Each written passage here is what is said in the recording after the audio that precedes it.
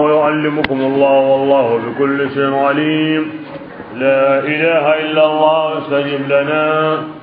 لا إله إلا الله حتى تخرج روحنا. وبالحق أنزلنا وبالحق نزل.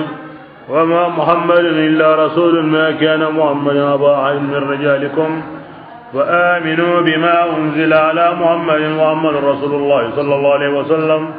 اللهم إنك أنت العفو تحب العفو فاعف عنا يا ربي. أعوذ بالله من الشيطان الرجيم. بسم الله الرحمن الرحيم.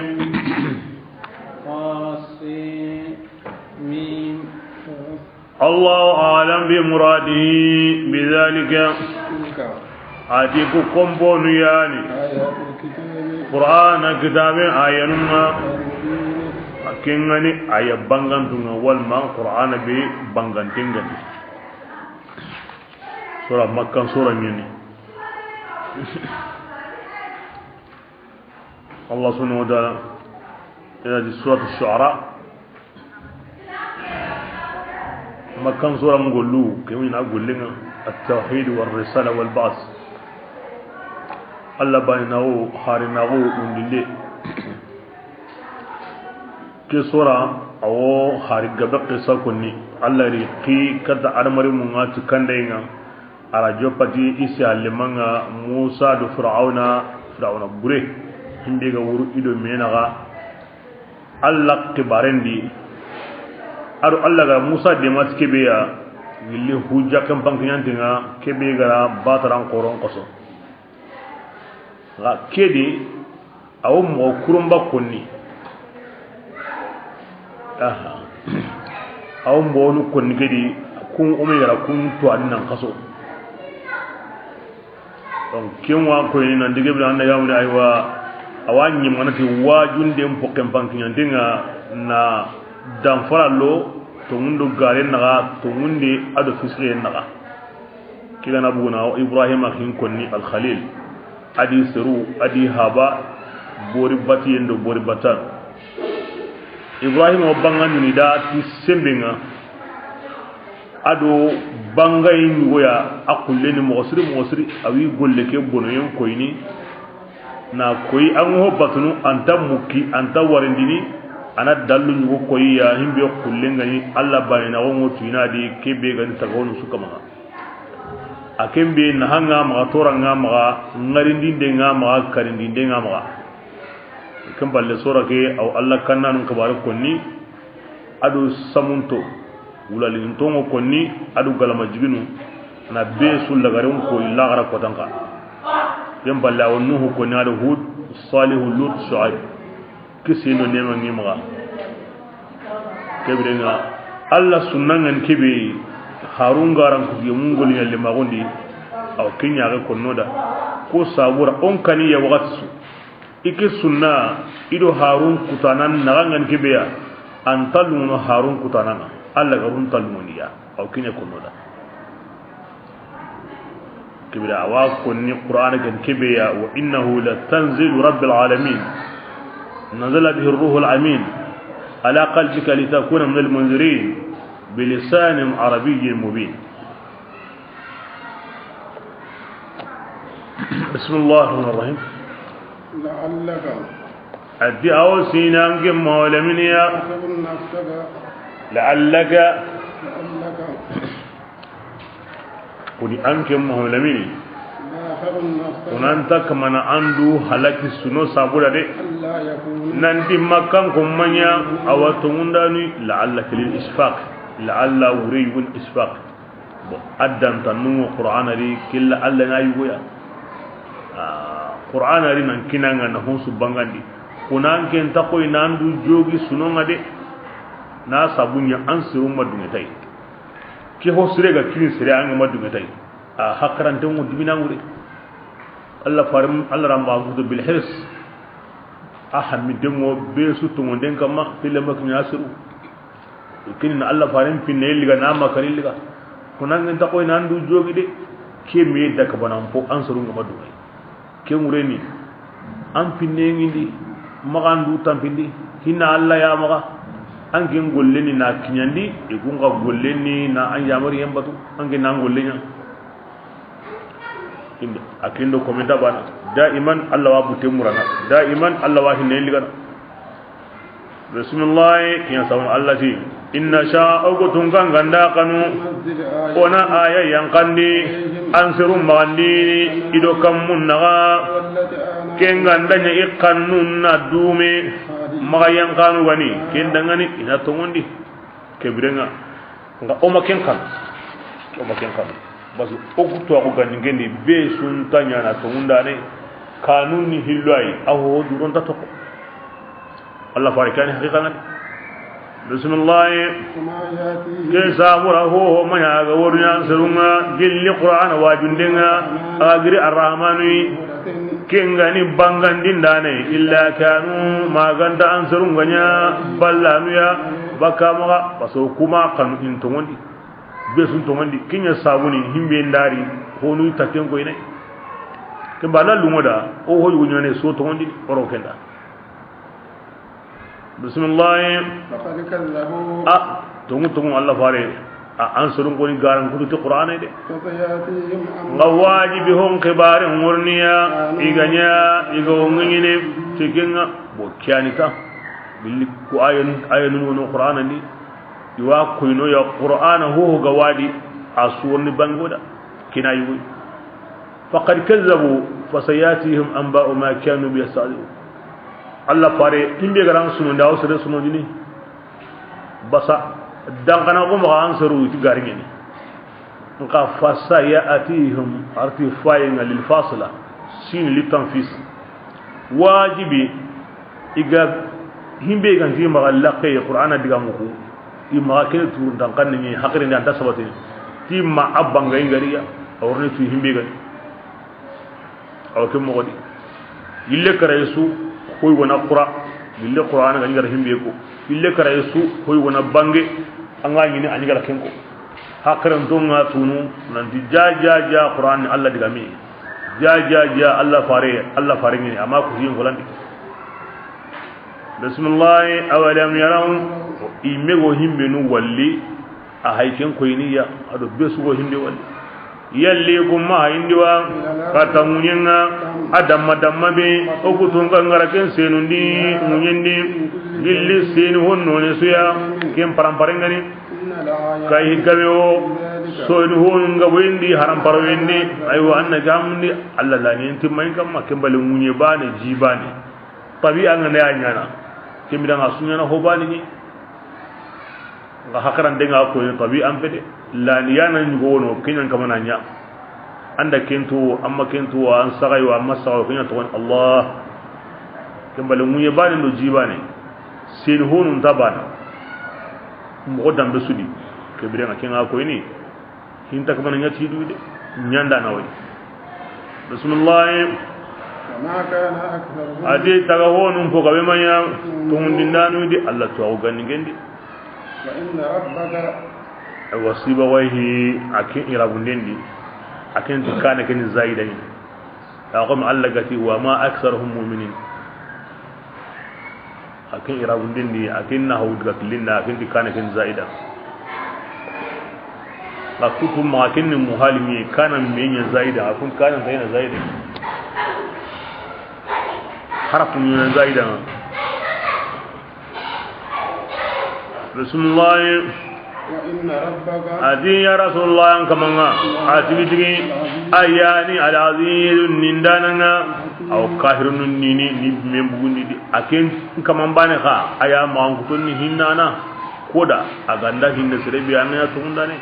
in Allah mangutun ko ya anganya mo anga bara Allah wani ni de wa mu'minan ga Allah hinna ngade Allah ke kon ke qur'an aga sura di tasibwa inna rabbaka lahu al-aziz ar-rahim ya rasulullah nasihin jungo Allah faringa diga min kutu na jungo ya bani an kama aw ayani nindananga anga na kuta ayu tambuntu ko nandi de waya ne hinna nan kai ko dangani islamin da mu'minan da ana kuni tasibwa sura ke ko sawara Allah kuta nan dan kanu mu'minan ka kebirenga annan sai na dit kamane am ma himbi ga suwan pinna bismillah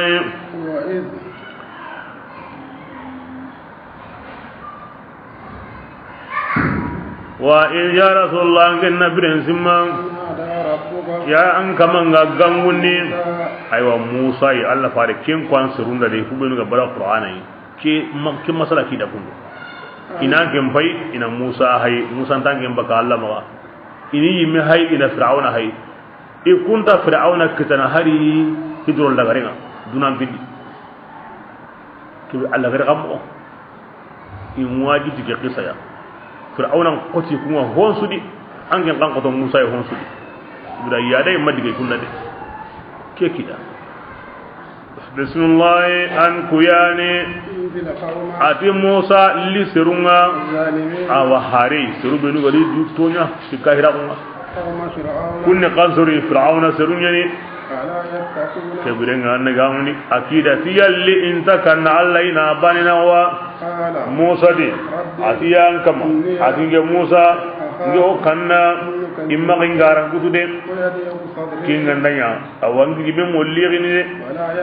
nge gibe nganda liri ne lan taka wasina kadide basrebe ndai sihan kota gawanga am butenga buyi mo gondi sihan ko to no dade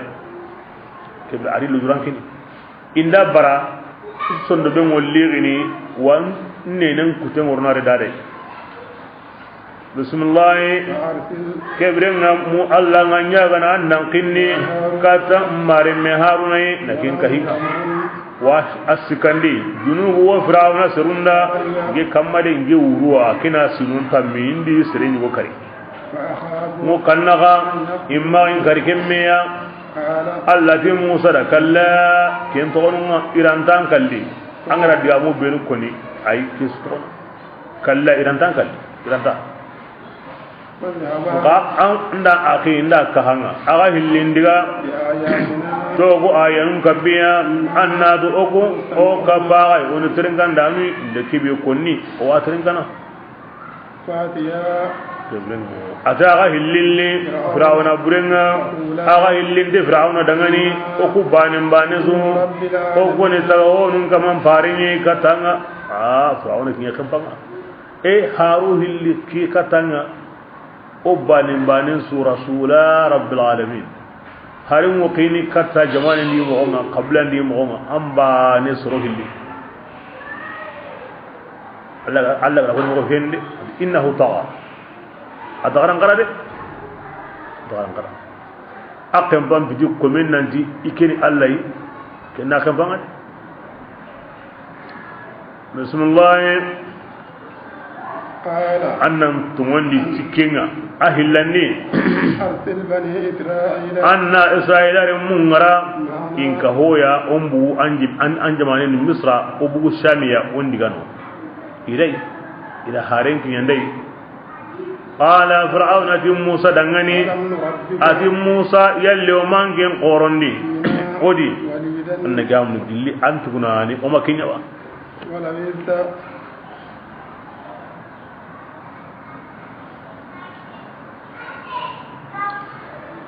ara sine iwallaqin asine wala kengo ta brake be aga lahi illo ara lamnu ni jarabi wa alla di demati mu'jiza hanay bismillah kibrenga musa migra diga me be ko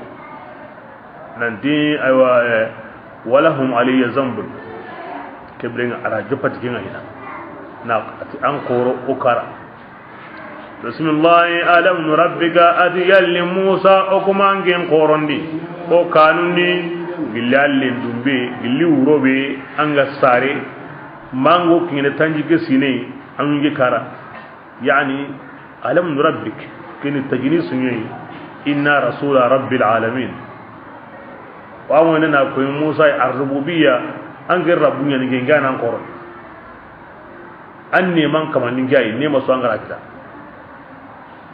كي صبر على كوتي كجاويا بسم الله ولا بهدا وانجم موسى وتو اوغو كانوني او غيلام فقنا سنين غبي عند تنجي سينيا نندورا موسورا nga kempedi anda kinyi ngekara an nda bonun kamma an yira mullondini an to gonni mani geremme ho go tungalle meda asumi nganda an go tuninga rabbul alamin bismillah kem balle Musa an ken golle an gollenga an golle be an gara ken golle an ken Musa isiringa lebure Firauna aro diga menga mobe e kona ke tempatu wa fa'alta fa'alataka alladhi fa'alta e kona ke tempatu ha na honya ngondi dinan ta himbe meganiya kem asirun ko ta bali Musa tunu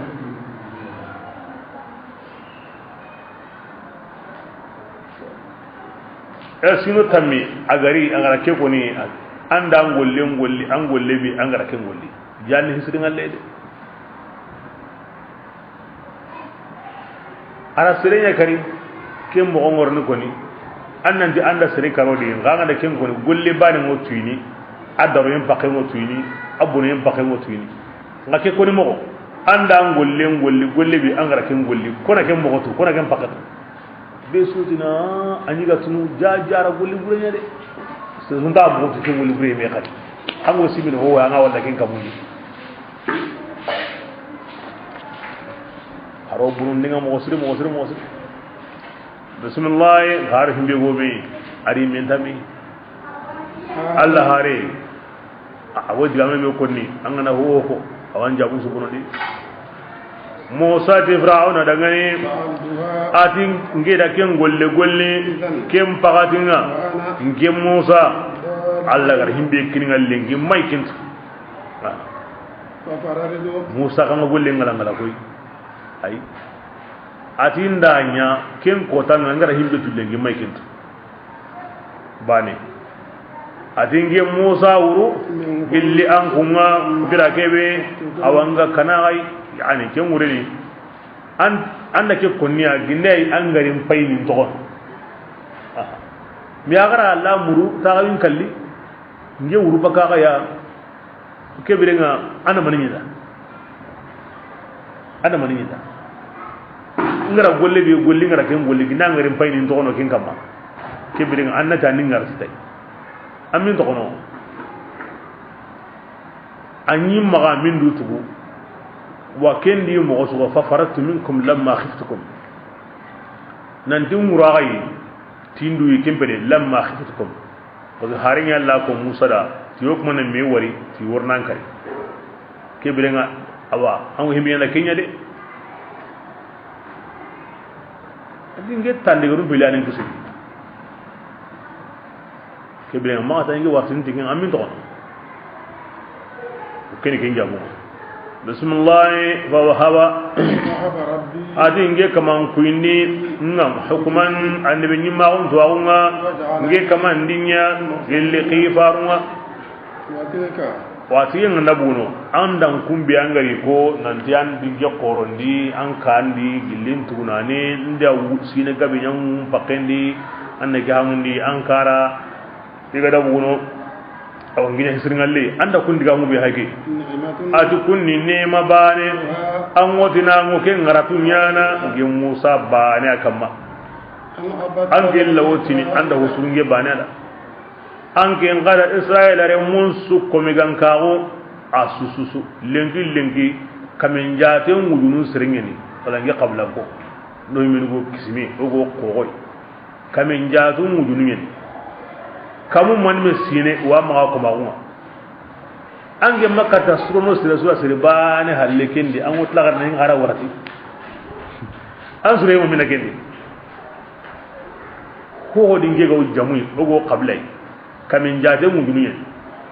asunan gen ko me ko wani golle be go nyana kiyenga misran jama'an ni yana nyana e kamin jade mu dunun sire an gan suro sire bane da an wutna ken ga mun ga waratin tigenga Fir'aun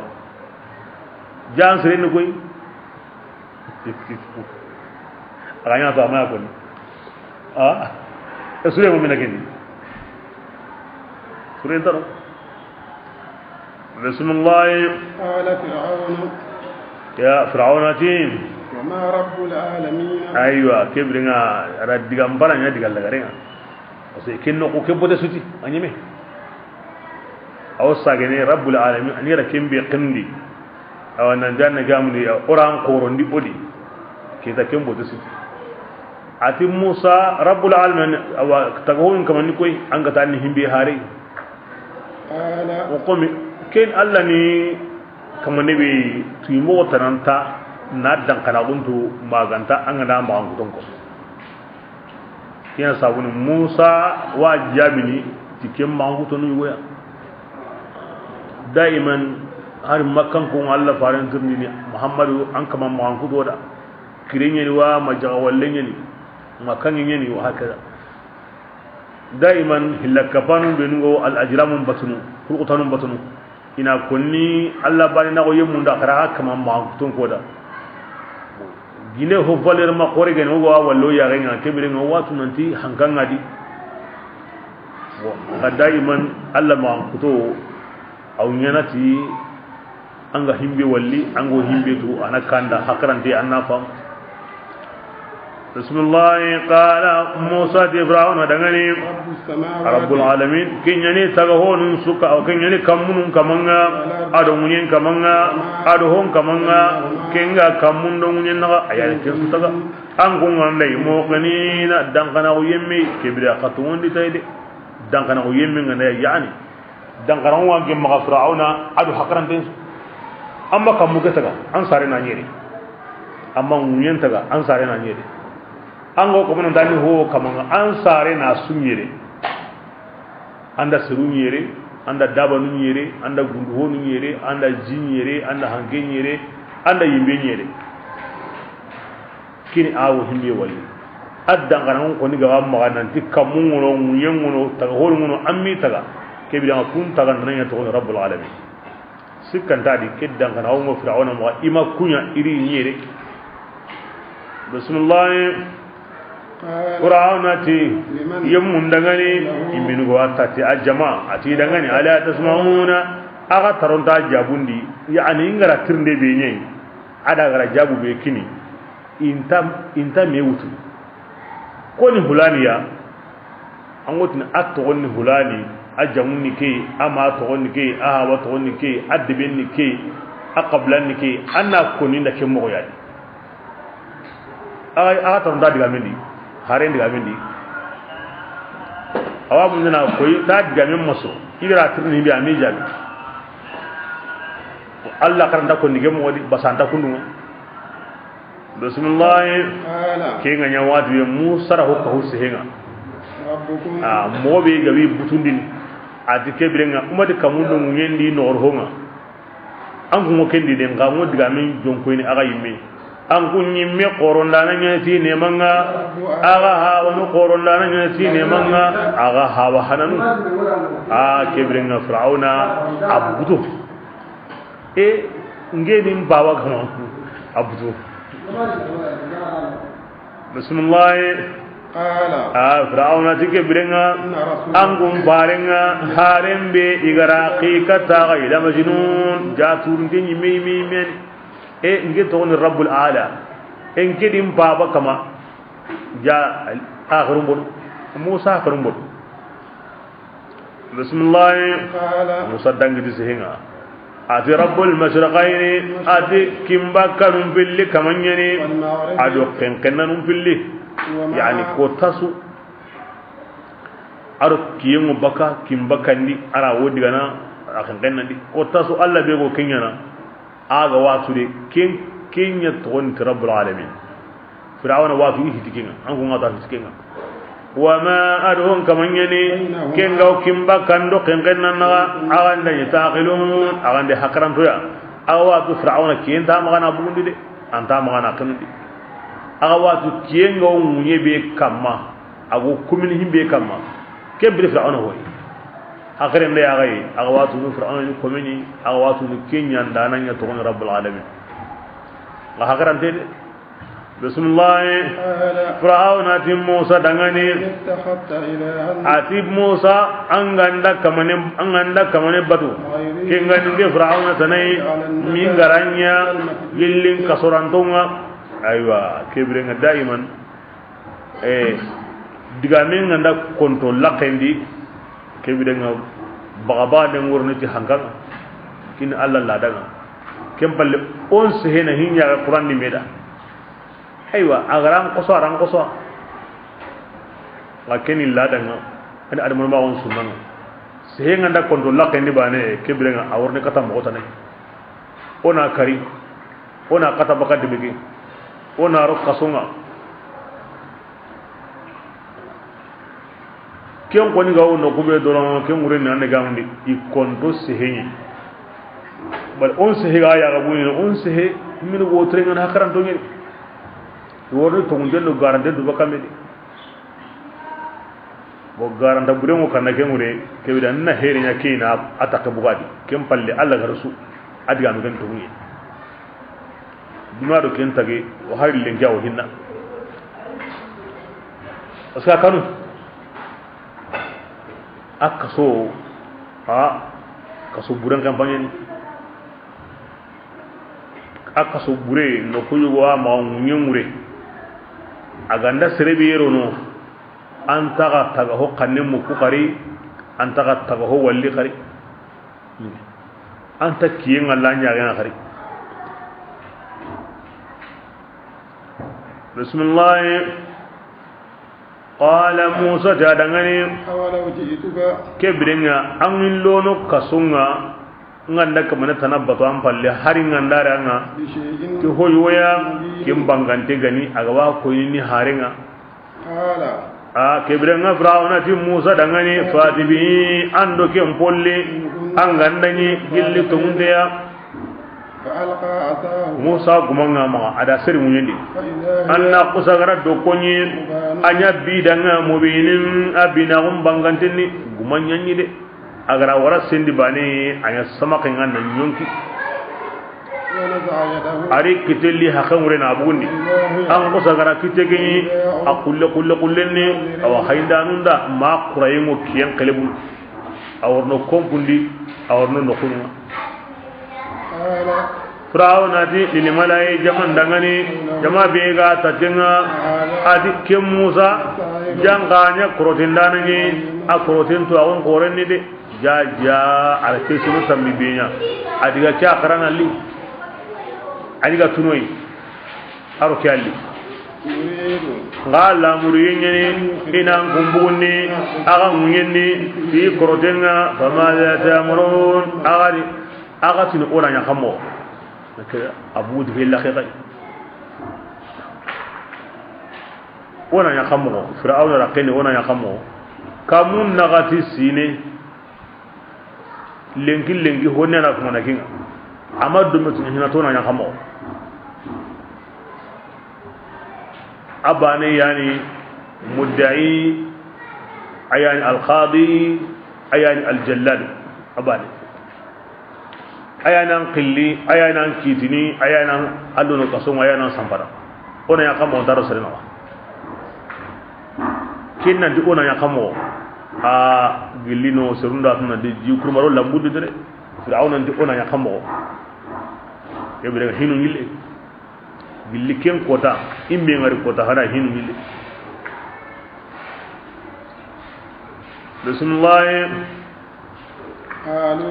kebrenga jama urun gende fir'auna dangani kebre ona yang kamo o khallengan kebeya an kama musa dugundi adi marin meke fir'auna dange wuti amaddu mi harna ton ko ni tabani anne on tenga o kinga mobe asrunya gande sene wasni ko harna takarno diga meddi arji wa akhahu ngadi diga men so na jonko ni musa bismillah ihillihi nun dugundi hina annan qinni fil madain andi bi qurunni annan yakahuma dindane kebrenga andi be dungonun naranga ti qorotin to anan nyange be su alimin kenga musa qfini qorotin to onni kadmi as-saharatu dimya isanke kenga ma dibi qore erezo be ga ma wugunu tamdo hilo rezo nyama ga frawon mun ngoten kam ala haringa de kata su angon himbe tu ku kuma ilmon pinu nyayindi anjamandi qarika huma me kebre ina mi qoso himbe ganda suro mo osri ana kum bonirin tan sege wugunu minu wo ke mo nan betu adu ko rundi asu jom kenyi kayri ngena me qoso ni ngena me qoso ni ngena me qoso himbe no gara besu hiri iga kondo me tanyere ado soro hili kunyalli kundo fir'auna bangi ido musa ramek kembala suka mande tan sege wu yusrani gara me qoso na me qoso aga to himbe ni iga kanyi me kebirenga kunyalli ido musa gara mekta bismillah وجمع السهرة إذا قردن دانون كهممية قوتا وقت دغني أو كن تنتني إلى موسى يمترني أورا كم لونكو موسى يمرا وقت كو نا قوتانكو بسم الله وقيل للناس إهايغا تسرون دغني يلي جمعنا مستمعون بسوك هممية إلى غانغون كاتو جمان سوريوا أي يوم الزينة ضحى إبانا نيغو قوتاني ولهم فقطي بسم الله أو سينوكو نتبع صارا ونتوكيلو قردندان باتي إن كانوا هم إتكين دنيا موسى قلبندان لعل للترجي يعني ونتغو دينان كما ونتر نتوكيلو موسى باتي كنو سوية كندا كتايباني كبه عندي دل ويم مغاهم بيراغ قلبو كندا كوين قليني تغنى وتواغم فينيني kebirenga o tuanu nganda katay kende o toko do tuago halle bismillah falamma ati birambe ya as-saharatu qorotendan ngari itin fir'auna dangani yalli musowo ogu dangani wa in kunna nahanu ogu tigi ndanya musa nindanunga Fir'auna tidangani ya onke angkunga kimbringa anda kata Musa ila min al-muqarrabin ana kahingi tintallen qorunga kinnaga musunga kinni place way gorenta kitana kangenta kitana aqinia kabiran an kabirin o qogonu nyei o kismanu nyei aw hawanu nyei o mi khanu nyane nka ngo kenya nan kunda inde serebe no soba ngai hulalo no hankan kamma ido himbe ndari jamanga na sange do su diga ndi ya to kono inde himbe surna ma kinya sirendi inde himbe buga ma anda kinya na ka pakin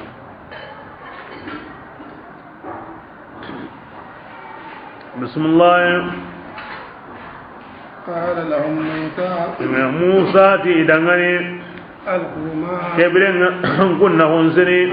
an kunna mole kunna an kunna ken sirindanu ya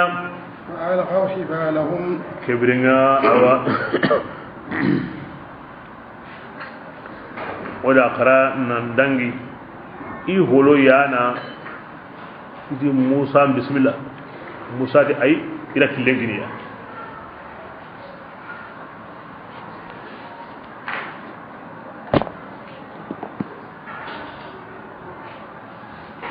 بسم الله فألقوا حبالهم بس موسى راوري أسون نوني بالني غمادو كاتواني مغا يقلل غماني هم بيغو توم بانغاني نهاني كبرنا كيني يكون بولوني قلل كينينا ora qara aya ni bila mi gari qallun seri ila surun ya gon koroto basake to agun dambedi ido to ago be gari Allah yimi azim aqoren Musa kanu Allah tibaka anya ni kamundi akanu maniya asumbana arni bugu me khamo kena kan bismillah iserin di ikatunga ari dokonunga ya kusagati o kunati Fir'auna darontaunga inna oku tigi oku ani qalibundalunga Musa ikuna ba igara wari asro ya gumanu kudari ni liga nan logom paga teni woy kacukuga iri meri moy wodi koy sama kenyani na tenda bi warai wulhan kiyenga na saku ken kama bane anda tawbane ay wane gamuni teke tawenga na yanka ken ka tenda bi aw yile o ngana ngalla ni ngala ti sama kenyen ay katiku dabarinte mo ko sama kam mo ibra kiyenda kita anya ko mi anda biram paka sama kenyen tanyere do halle ndu ko metti nganda kacce ndo kuma yo mele kene medi an woti ni asunya sama kenyen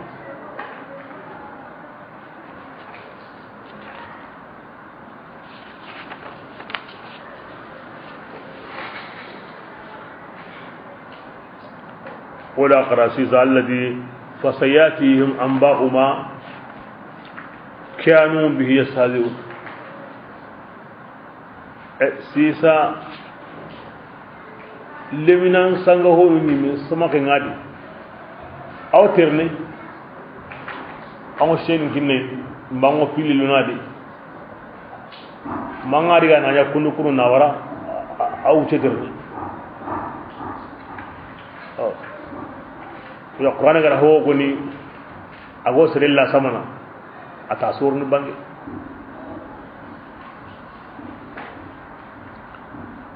bismillah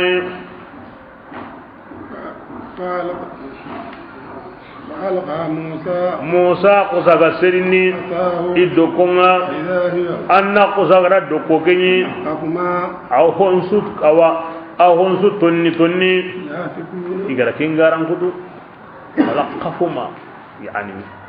تتلقف بحذف إحدى التاعين من الأصل أو هنسو تني فألقي السحرة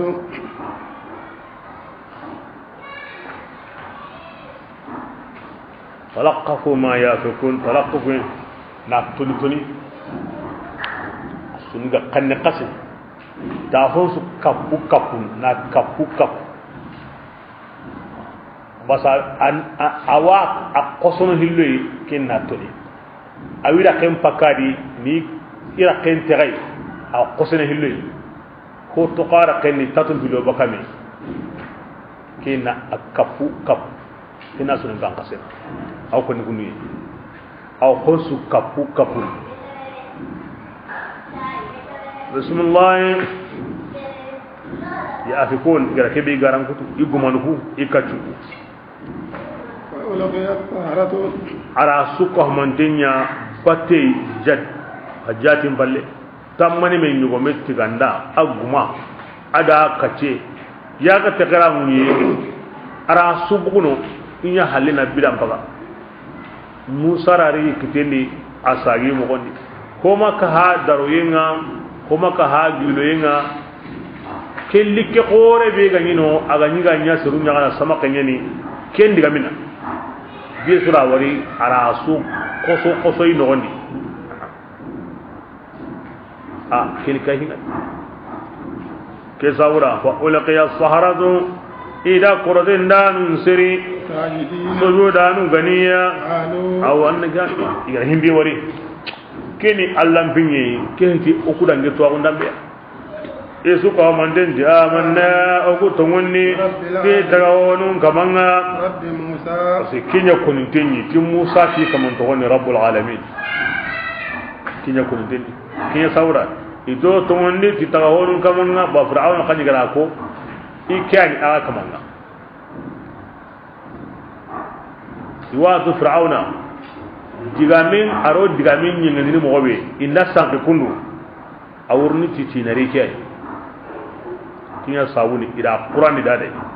oro musa kamanye ado haruna kaman koni oro kinyi kembal onda to kundu fir'auna wotini ikiyani kaman korenga iyani rabbul alamin garabbu musa wa harun sikantadi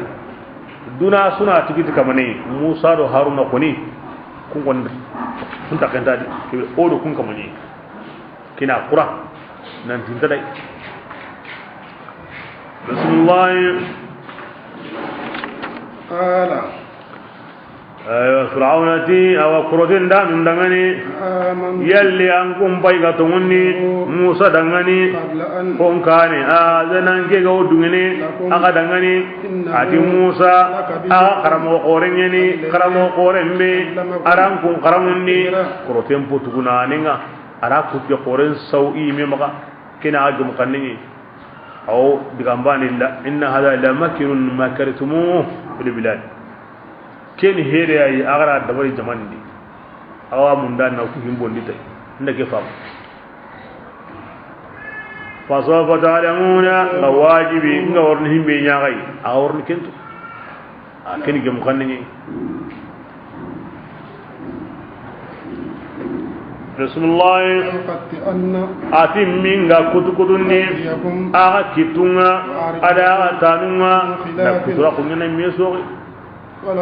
minga aga sidi aga susu Provendan undi Firaun dengan ila bayna ken toronto kamane bazaku oni sagan ila rabbina kato kamanga uganda karamo kallin sumbana kumuna meyni min lagara galu ko me bani kibrenga tora mansita tora nya lagara gamalunga karno bisindike Bismillah ogoga o tamaini nadigi o kamannan qafari o dangane khatayana o fudundinunga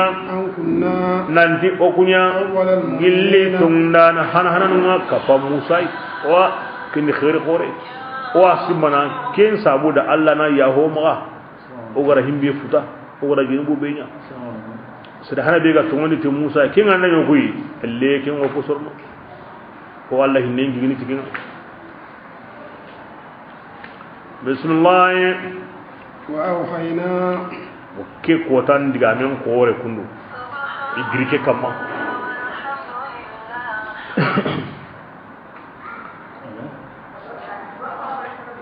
Musa atanji ke sina misra tahana adiga madiyan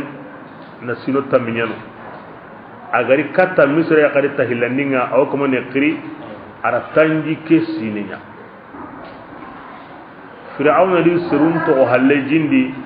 Musa da tan karage sina bireken palle Musa wun so an na kama me kame ado tampille sine arafina be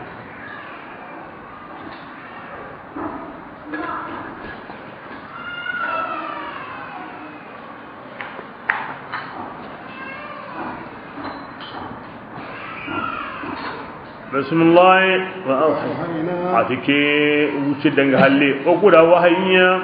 kata Musa aha kebringa yawe oponi kri kata Allah oponi kri aywa ka amma har ba ne buwi ma aya no kabbi aya halle tanji kisine no woni amma har ba ne buwi Fir'auna di saruma Allah du kine duro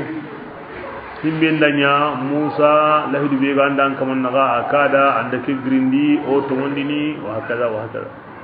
takabbu kem palyani sa atu qi ha adigamen ni hilway alla ni bani ngina harenga nsirun kin ndandi tanyi ke sini ko ho ya to alla lagara ko ni Musa da an koyani wa haykannga angen nan murundire tinkumunga an suru bani Israel uron kagema di uron yu angira andiga angeti kunu Firauna awo himbe yana sana kany wana wali Allah ra darode Allah ko mendu kude an kitem buidi na kilenkiniya indiga tanji kesi andi ndiga kundu aw himbe yana sa ande kenya sona wore innakum aganatu ankunga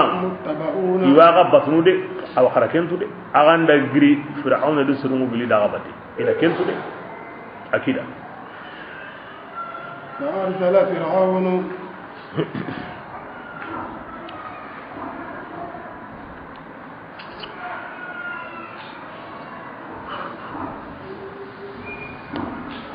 Musa Allah gara ko moy ala kem wodi wurondi adi surungiri iri mem pa kuluzumi hangendi ala ban Israel ay ala sham killen togono inno gendi adi goro hangem banginga o yu benu gono igo killem mo wontu iro Musa radi angabe harahumi e kesi killenga de onda digaro kei jingo ka killeri de Musa wotu idan kamanda irakinda himbe ga nabu wasira nan dikillenga de ke woni kata Musa kesi killenga de jingo do yere de awtini ya hon kamanda kiyakinda illen gare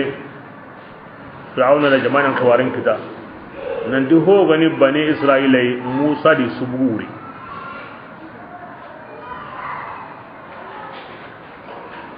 kebrenga kure be ga wayi me ma Musa di bin nogondi di koyen kure ar kingri ar haren ki i jama'an di koren si kuren kanan gube ga wono ido kurunyugun nalli i nyoridi i ga wonno ko be ni mundu nyoridi no kunsu رسول الله ياتي فارسل فرعون ايوا اقني ادي بغبني عرب كورين كهممي aw inge yini no ngoro misra kurin aw kun yini no ati dangan in haulai ati ko bane sailan kannu kuni jamatuna ne hari gabe ini loyen la ghayruna iwa mundana butumbu illo o ku jamanni o goga o jaman gabenni o so yaaguma kello ngena xamo ke jamatu una na butumbu illo ku jama gabe ke jama yonkola 40 halla 40 kuna awa butumbu illo ku di o ko wo yaaguma o yonkola ngundeni o hitu kello ngena xamo kunna ndiga ima solle o sere o ma do ke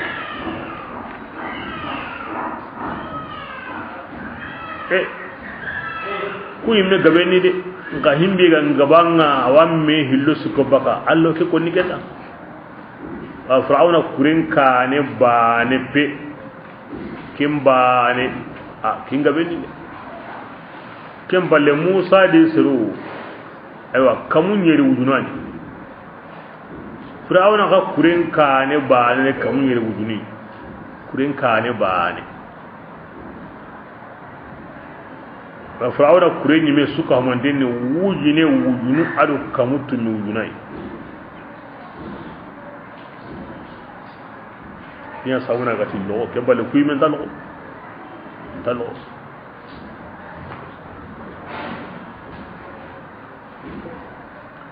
kamutu mi wujunu ado tanyere wujunu sere indalo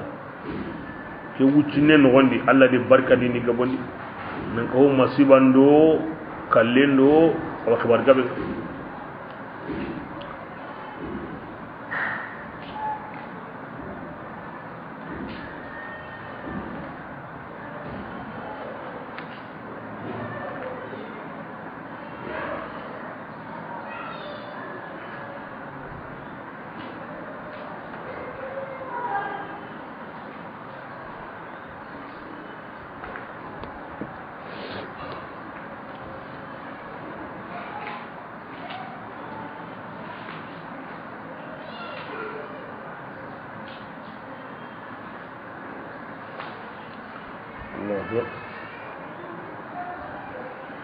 Allah tawonti al-muntaqim bimme bugundana aw qisanundi ko tabe Musa Allah ka tamburo be ken wuronga misra de ben no wondi ho wan qibtiya ille ngay karne an so mankara ho wan qibtiya ille ngay karne an so mankara iguna soma gabe karde leñu soma la gabe ngar Musa buro o qisalun li ho wana qibtiya kemuro an leñu so bankara Allah ta'ala al-muttaqin awra yillen karati maniya hurimbi aw ke kara be soma kibla kempi ngani nyimene kinya sawuni fu qara fu gabe ya kinya ni ga kinya halaka ngana to e maligiya kem bale ligi ni ya gillaki ba yillen karati hurimbi so man kalli aw kan sudi abbe suma kinya ni sugula igara bido hilli sikki be yana to i makka ta diga nan yoro kinya sabunu huwa kinya haginga na to mari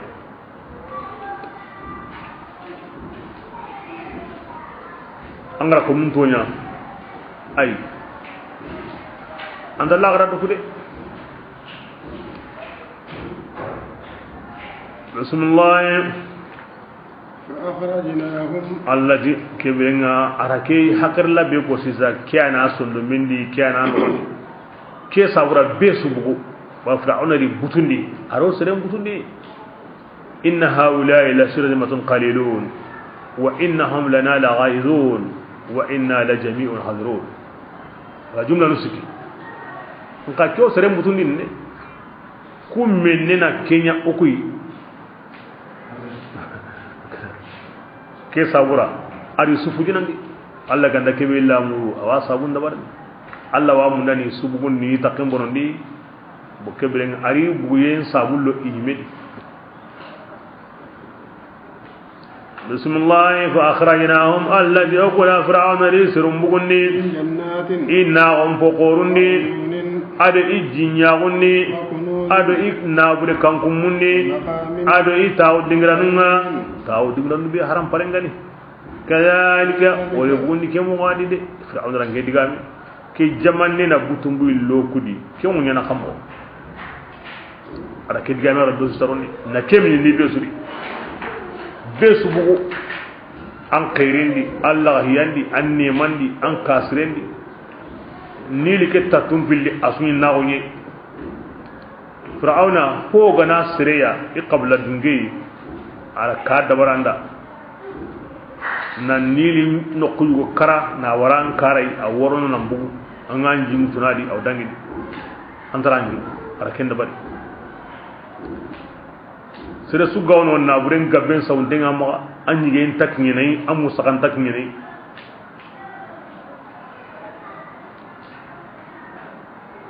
besu tawra sire ngama jama ka ho me sire ngama andan ka palle mo me ngini duna khairi da lu ngi tamba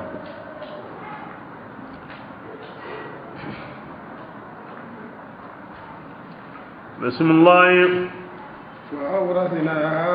ati oda kesu ko manten kiyengini esayla remunga fir'auna tunu halle adi suru jindi hilla gar ko khalle daru kum kunya haya lengi kamanu wade ora sukiniya waso sir sugo sulle ko sono misra asubuguna ndigaro fir'auna batte asu to jindi ibra kamu manu sere himinu go ya golle ga wa khidimana aywa kibra kunya woni de misra hankan kini yakari da Allah da ko ayandi wara Musa siru ori nyina kiye mutu munyen kimbaka ada kenkenna munyebe oga barkandadi shami adu misran jamani ila sumara ban israil bismillah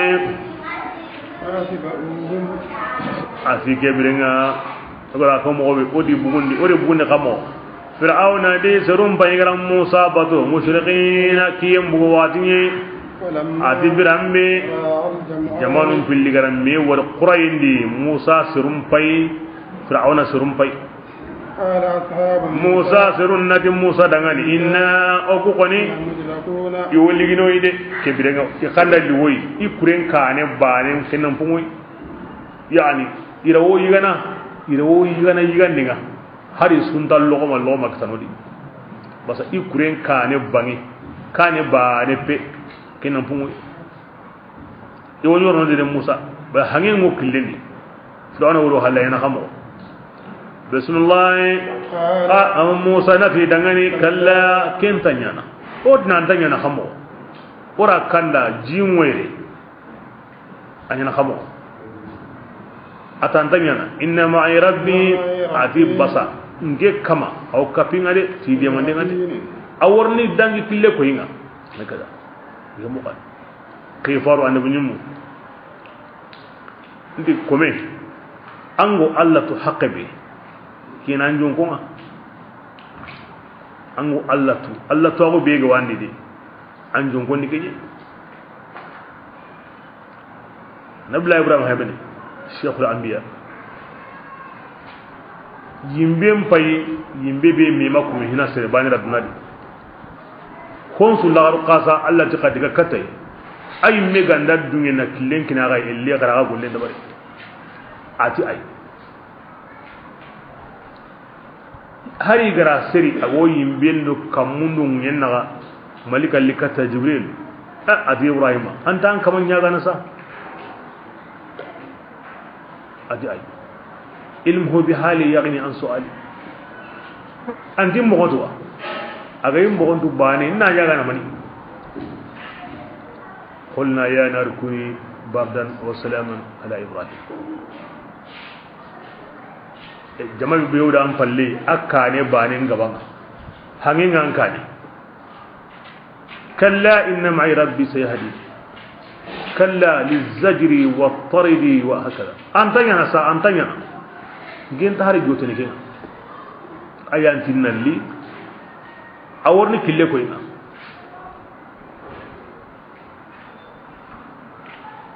كونا جانا الله رجع أم الله رجع نادي هو ذكر الله رجع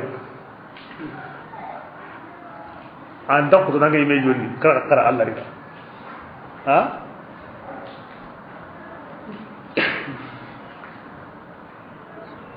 Abu Hafsa takfiriyin ku yo kanan kinyen kebito iwo siri aro liban francerin yoy liban no siri gemdemo ikanne maga liba jamanen sodrasinu aro hizbullah nanti ini riga bu killen dan akembe ngan dinan kanan yenga abon di manisiza ti tangi ke miliyoyi ke maga dolari ina killen kinige indiga trick yo baka dinan kanan ke hinga qodana ke mo go gundu tatafawud li nafsika ha an kana jelo ko na nyimiada dinan da he an sarun da he ayu adabiyyatin hada wa ayu suluki kuna kan dinan kem palli Allah kumu annabi nimun da khifaru aro Allah kumu suru hinga na ko to kundu kinya hay almu wati akem mu badri ko tanga wuji ne sere amo soronde kamu sekido soro tammi ado siko hari ma bwa kanema amugo genga him oto wakati kebe awa karin gerin goren to kono la kinga ko ni manni harbane islami me ke men gaben qura oda ke wakati ato rayu libi misri wal mawiyani mangay ke no ni iri ana kamo bito gulli hankamanunda asige sigende ya tawo kamana jamanan kibarin kin dibi ko ne ni ida alon kiri ga tiken anga ta gornya mo be ari tu jaja yahudiya nyani israiliyen nyani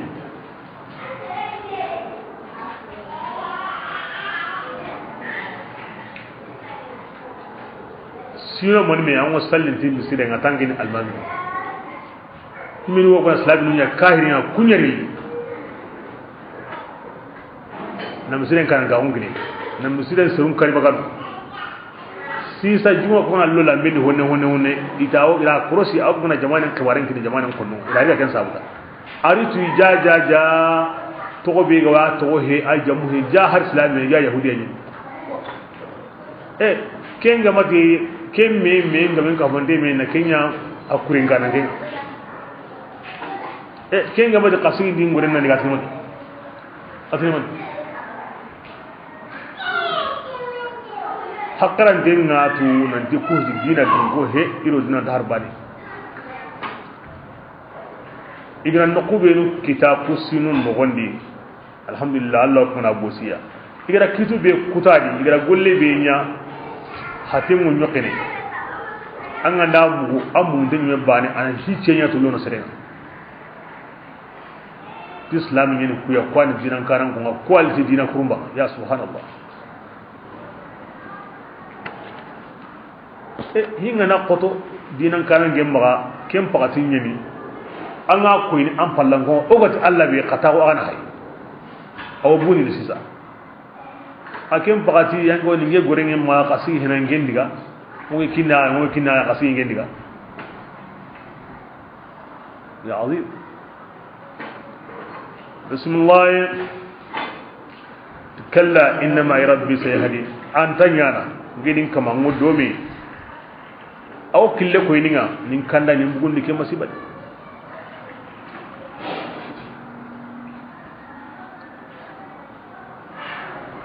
بسم الله فأوحينا أنتو حنين غصابي جين غهمين غواسيرا يواتو كي مين عندنا غصابي جين لقينا abutuno awu ngamen girnini koy gidi awurna jogo kutate aw khirnuroni wure a fadu sagana musa ora minna musa wotni yere keji hay mo wode ora do kay angende allah to ngamina musa awtni yere bismillah allah jogo da farina kunya إلى موسى kata o hare musa oti kuyani anna hangin kadu tandu konga ara kadu tay فانفلق hangin dangi tahayyuju aru tamawuju akusaga bore فكان كل anya bora kutamiru hilloya كالطود ati bora kesunya koy gide momme ngani gide kullenga alla laniyenga ara gumanya na sampa bani hangi ya hiju ya musu an yogo an ngamen girndini akusaga bora kutamiru hillo ana jintigiti anta wurunu anta jorini akarema munye na killu tamido hillo bugundadi parce que atu inteni yaquba re mun tamudo hillo ay qabla sudi kanange alla ri daro miranga arabe su jinko yanga ke ka arabe su killen ko anga hihi gandai awani na tamudo hillo aha besu kallenga ma ana kabako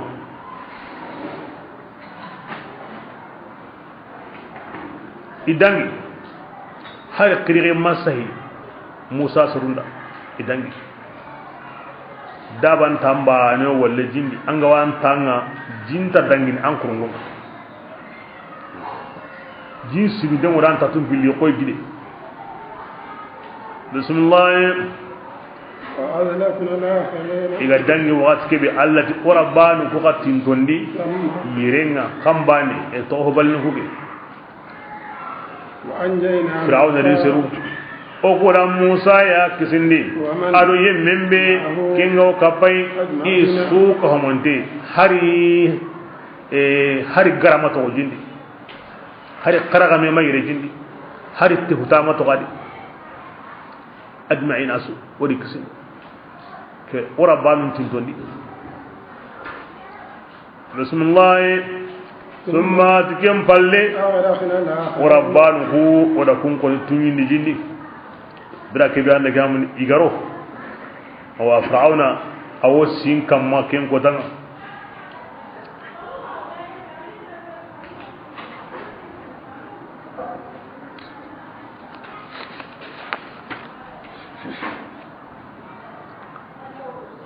idangi hanam jamanyi panan worni bugu lagarello isuka mantengo hangen kumen no woni keta wa fir'auna yimi ama munda na logique akanu na hangen bo kundu e kona kemi wari akanu amayrono ay me hamme di sagenga Allah gan himbe lamur ke mo ngana e ko tanga awosi go kama malkaji dulu ri siyagaren kama siyagaren timengaro si go nugunendi si makati du marara agida bate aw jaman nyagala fir'auna kamana nguruno anga fir'auna sentadi jaman kharuda bate ayanti olli imaga butumbu illodi singa gidirono jaman gidi dabate ya sentadi timbal anyigara ajoppa adu haman ina mushawaran dabare keta iwo sagene mo ko banga kinno ni bane signile ikema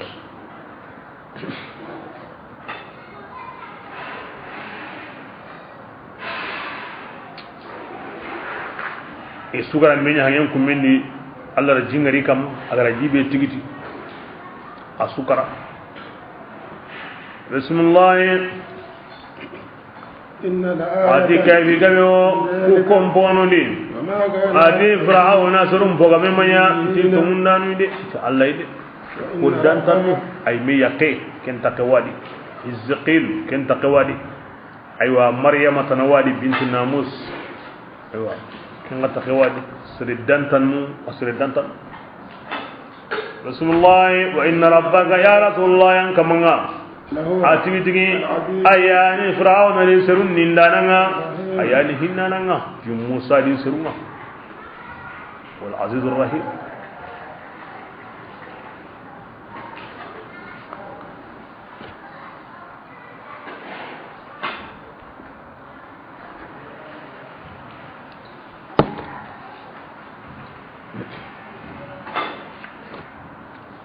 مصر وذات العجائب كاهن لسنين مصر نتارا الدنيا دنا هي قصا قوري غبيانو دنا كاي غبيانو اي سوا كو نبن حجاج براكي الاسلام نغرا مصر موني سيدنا عمر كيني مصر كل كتا عمرو يا بن عاص رضي الله عنه براكبي انا قصونغرو كين خبوتين قصين وي ايتي حغما اوكو نيلي كيكينغني ان جامني او هانكي تكبي هايو مغاي سنن غوا دغاني لا داني وونو اجين تاورنو غما كين لا دا تاغوني دي اتي كيني ماني لا دامبي إتي أيوة تخلو من هذا الشهر وهيك قصو بيدي أن جام دي أكتر منذ هلون ندانجي أول لا رجعتلهم نكيني أنا قصو يقو منذ قصو بي أياني ماري هابل لمبنانا ويغريني أنا ماذا هابل دوني na bure kiniya iganta simana iwo na bure be kitana kem ngana dangi ona yi mem maganye tundi maganye tisiren kembanga oda worni ki hangeya o wa sirni hange kidi kinyeni o la danga sine so wa dabarni ke qaso tamundo hillo o ke memundu ni jamane ndi amara hawalle pananya yagarinen ona na bure kiniya mi gatike wase ona yi mem maganye te ma gatike wase ona sire hange ndi kinga nanya le hange or hangen ku lakin hangen ku yeno kinda sine ngosurno jingo kitene kere mo gabon keta hanga kurumba nyalli dina kurumba nyalli orantanya na mo ganda ko nan kenda amru ti dangani ay ati islam ba gondi ku inden ta gemmede ti ho dambe illa makin adamare kenta gemmede islam la yahdamu ma qabla aywa ngo kebe ko nara la da be ga wa maga asire ga islam wa ngandare wa girndini de awa ke ngeni ara ke wore ira ken qaso kara na qaso hilandin kari na qaso sikandin kari a tongo donga hangen sigide ajin koni antar ni yime keda misran kompammi worni herego basat misra iran ke hankite yani ibraye yimenga sorenna akella kenyi daba mare nyana akella kenyi anna gawndi kebe gani anya garge yan kon diga men take jamani na nak tagandi na gato sikon su tawu ake halaka yayi kenga sigiga jinta wurnu jinta ko manali kema ndo kun kuten sun saharani e hammitu herego jamani mun karne mara dalika amru bira kebe amru bin asigara wari kembo godi jamani mun ko manan awa wa mun na tawra ngara katawa ila amira kebirenga arabata ni go saha kata Umar ibn Khattab ya kin ko tanga kin Islam nun suka nan ga korenga Madina amogon kada nserul like kinda nkara ke kida ga tungu tongi me hangen sigi de be so ko ngiri yo ko na jamane ndura ko Umar ibn Khattab radhiyallahu anhu arabata ga jabi ati angara golle be nya amru ange musawaba nga nan Islam ba wonde kenta gemme ange musawaba nga kem balle awandan ke batare no gondi batare ne tanawadi angoda kingaraji angoda kingara hangen no gondi bra ke be batare ngandaran birambe aywa awa umar kitaben gari amru ibn asiya wati ke be agara qara nanti ije musawaban nga batare tanawari ina kingara hangendi kata bilagawa walla hangendi arabata ke ngina hay himbe santenga wadi kempaike ke giri Allah ko me yonga Umaru islaminun kananke bata ke horni kata misra nilinga ke halle angandani ango wurnu tan min qibalika ango wurnu tan wai Allah taqigantari ma wuran ngundi abada ngandani Allah bani be ga tagahon sunnaqini yaga wa ngurundini ke Allah awan murundini o wa kinya nyaga na akimbe gali tunga banenga ago hon sunna kini anan murundi arani ke badaga yawan woni amuru ibn asira bataga ke ara gosi mo wondi adiga wara hangendi kenda ni annaga mundi wodni ke bira te salib arani annaga mundi ko tabano kin kumana ilenga ni karne ko kahu jinga parce que wo jin kenjene wuru agarare ko tabe urubane sogom tamido tumu kahu jinga kini urubane ango hamando ko sabu jinga alla da ke lada gure kutu na wutu billiken sine amanya kare ngani ke kuzai kaba ko ngabina sahabun pintuagu ari hakrentagu alla farengari quroni bobe kamma yo kenya kam imaji qareri gari ni woni sukurusi na kedigame ko harsa la alla tantanya na wantanya kota mo hinu ni de angana holu girni kota morni de kota li jinsigi ma jama'an pannu ti hero goyina kwana kana kane anan no ken kamana ya maren no woni ken Umar ibn Khattab ya ke sunno karam bi jukku ado hinga ko bana yamo be ara hinsa ga ndika takin atange musawaba nga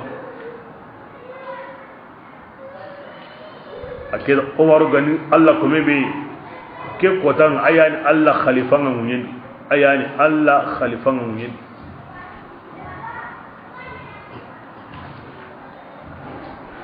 kiya sawun Allah khalifa munni aw honsu si halle magunu aw se hinjon ko ni kata honsu ya anya hungarin tengaw anya hokkan tengaw anya jimman ko ngaw anya funti ho ngaw akella honsu si halle magu ne diga min jungo ya khitaba anya bata ga nyugo mbata ga kedi diga awara jindo ngoni nda ko jinye na bata ga jinna عظيم أقرأ منا هاي لكن كما قلنا أنا وندي كمان باي أقول الله كمينا عمرو إسلام نكانن كي أورا كتا مصر حقيقة عظيم غير منكو هنا العبودية الله كمين مباورين تون سون عمر ngalenki duna islami su kan ganya ni ngia ko nan sayida mbati atri ngade ngo himbe ko nanda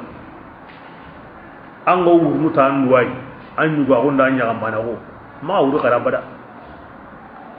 gatunka bani be go hon sunna kini kinya ga wangurundi ni o tunka bani nyaga na go hon sunna kini anangurundi sewa da iblis ari de mananu be tanganya kane ganya sutu amanya Allah ga ko bane innal batila kana zahuqa agliya yakin Allah sunnan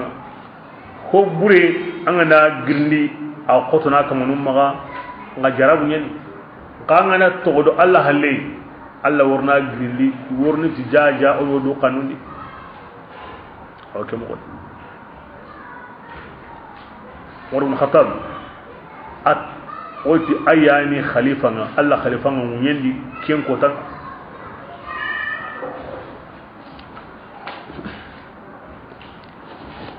o gilla ko ko Umaru ara ko nga binya o tay masakin kiyenni islam magun diga mo sri juma ñu woni to khutuban no wondi ari kanne to akurin kana gi ñu ti sariya ati ya sariyat al jabal khutuban ñeme isalli iti islam nun kana ngi khutuban no wondi anda digame yugo ko ra digame mbugi soni kaccendi o matu angara ko himbe sabura ati yallinti mani andan kanne to khutuban di anti sariyat kara girem bangen pabandi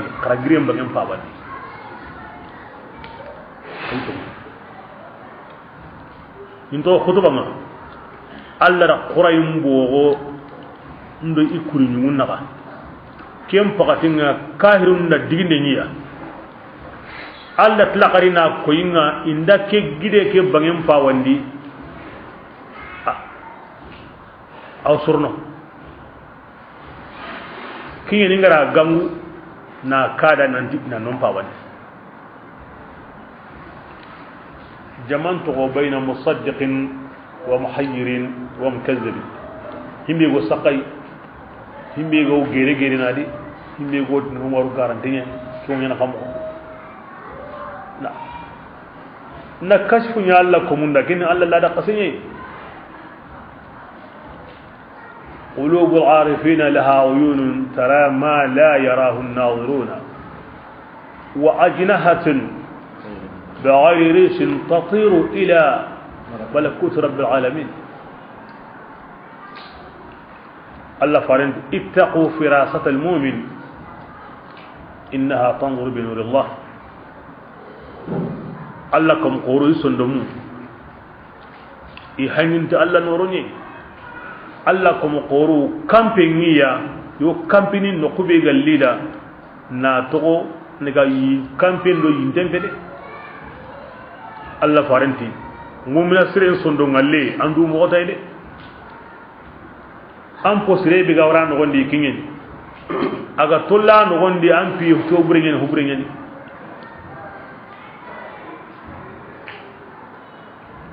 ito ke mogodi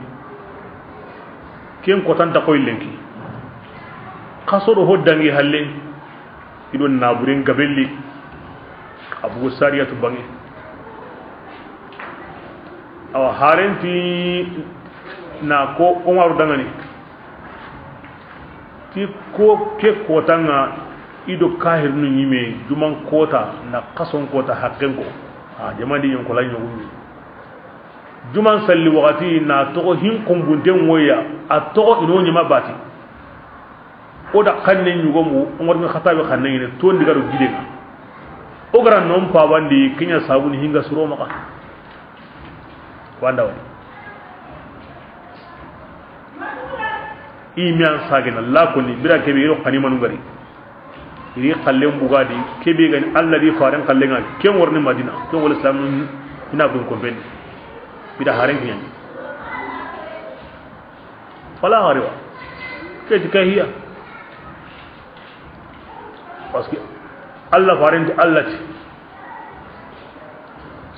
ike komen na tintiya nan ganya hakaya iwonya na taronga iwonya na yarenga iwonya na kitenga iwonya na tanga kendi kena yugonne ay Allah ganya komen be yarenga kena yugonne ay annan to gonno qusu na honsu wari sariya ka Allah kuma gorenya no ba ina Allah gollenye ken ko tanga yan Allah kuyumu adamare mundi Allah ni qataronga ida Umar qanem mugo na to Madina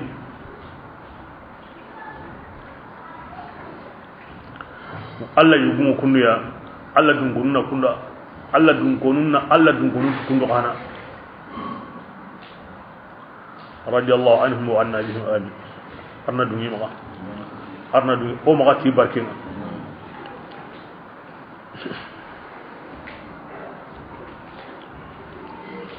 bismillah ya rasulullah anna ibrahim qissan qara wa makkan kum bani ati birenyani ibrahim agati ya badangani ari surun dangani dan kunna mani batunu kamani iti ibrahim dangani o batini borunni yani ari tirni mani sabuda li ya'tafu alayhi igorni himbe ko sabura ina harigati sobeya ina tu kembali ibrahim sare ni to kai awati gollenyani ay me haba gollenyani ma wa segunu awaki na yime diga gaga sa'anu be ni wonen ni akin surun gollenyani bori gaga yin nga awamu na sehebe ko awamu nda ini diga me ke famu wosi yasa an kunna mani batun kamane de iwatu ibrahim bori dikanta darama bane abada ya Allah di ora ibrahim kande yanki ne gillatu ne aro bornu ngana diga sarandi kutuni iqbuho njakini na atullo sirunga ibrahim wotini kona hokono aga wan dorno gandanna hana kona hokono angana batu awan torono angama batu andanna hana mini wakati nganda ki ara wora min ranga ara kan tudu jindi khara honne min so ndiga bori wo mini wa كذا بسم الله فنظل عاكفين إتي أكو كران أغني اللازم من داني أو بورن قدنغني إذا حك حجاب من صبر افتخارا به بل إي وصنتم وتي كم بين نعبد أصناما ولا جاب يميم فنظل لها عاكفين كني ناوي نتاندري مغا إي وصت إبراهيم دا بسم الله إبراهيم في دغني ndake fam kembre ngaw agwa batunu kamani mago kerna urimi ago daiman naga turnin yalli bornu kuwan kum kuwa birambe agande kamani khiri aw yanfa'una naga turnini magandi batura waga de manawa aw yadurruna magami batungati waga torona wa qalu eti ibrahim dangane ken to kononga wajadina abana akudo habani iwo gollini ke mo yaadi ori gollem menya angi wande ro bangi be kempe oda kenyi osri qasumma o kana wa menya na ala ibrahim ati dangane ke birenga qarin qibari ma kuntum ma himbele kuntum antum an kunganya awo kembatunu awada habanu aga haba qasunzu فإنهم كبرين أنكم دا غبت هونن سكمن دين عدوون أنكم سنين يقنني جنتا إبتون إلا رب العالمين كا تغهون كما كبرين أنجنا كن يبتون كن يقننا كم باني يوسطي نندي أدغى موقسيني ولا وروها بنيا أتي كندي تاسو نجيكون قنني جنتا بتون يقول حقران دي an na hora an fawai na hagantai dalli gantadi asriga he an take batu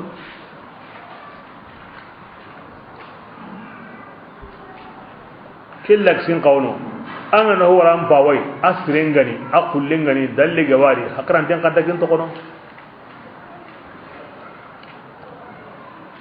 bismillah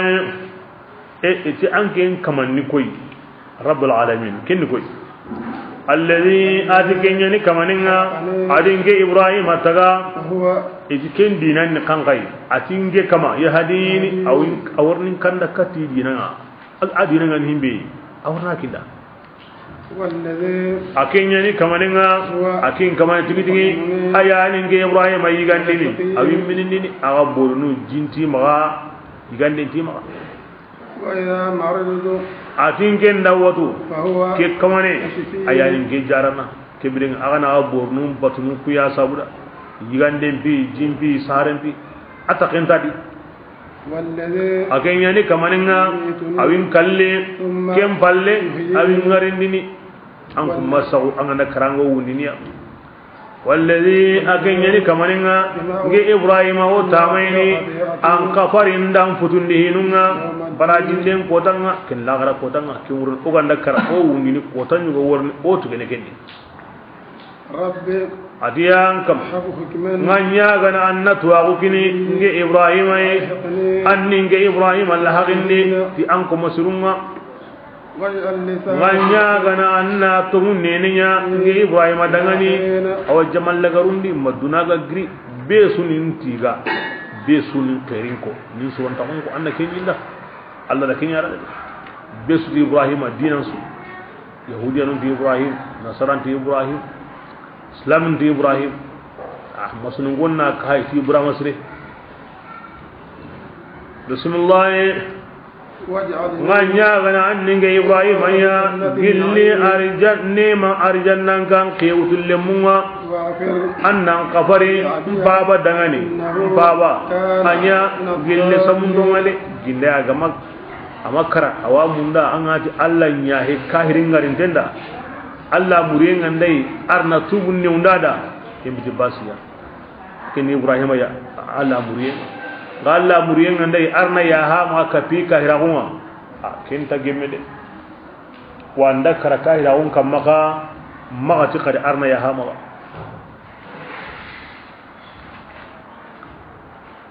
ken Allah ti falamma tabayyana lahu annahu aduwwun lillah tabarra'a minhu biran biya ga bangala nanti aw kala kimodi ibrahima bari ki duwaya arna kanda ay Allah ra ko e anta bakka kimodi qari inda akara kin duwa ra kawat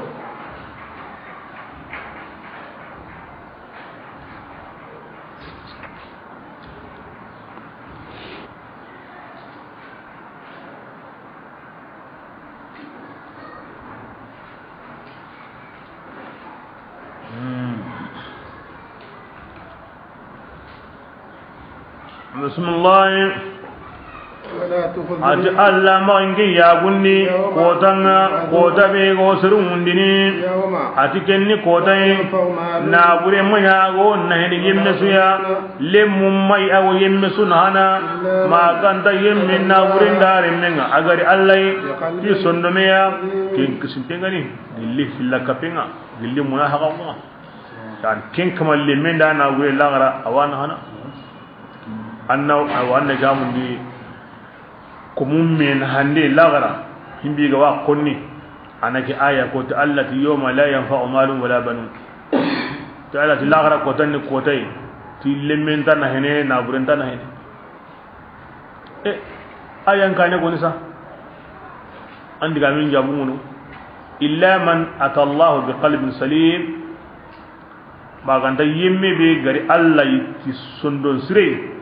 ken kamanen na burin dare min ana hanadare ankara an islamiya an mu'minai an na bure be angara nafaqa Allah jatindi ken an hana alle me be ganda islamiya anda duwa nyanda wanna hana aganda menyi no yimmega aganda aga wan kamundi Allah surontabu anan yorondari an ganda yanga wa kamundi Allah fasuntabu anan yorondari ayan mukiya konni na Quran min hambala ulagara kinna kahirin kunda islamiran ta kahirin haka ime duru ngata mena agaya mere meyo agaya me habayo agaya me minengeyo anta ba ayan ga konni min hayen katin su kuti kahirun do mena ulagara islamin do kahin kagina bana kam o lagara sa lagara kote suganda koni nan dinne mo ontai an anda mu noko kuta kamma awdu kahiri koto mo ganda koni lagara nan dikke ko ni mo ontai kuta kamma Allah awdu kahiri islamin galle akoto mo Allah woni raqanya di akoto mo awni wala kelona di islam do kahirin ko ina bani khamro hakra ni men tadu ne kinga ayonu ma dima Allah farin diga mum mako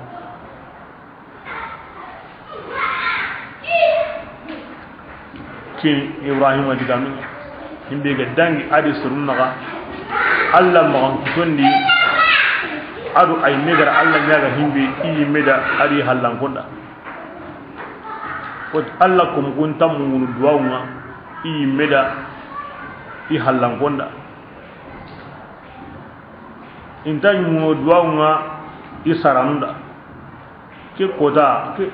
kedan gene samunde ra duwau nyarna kanda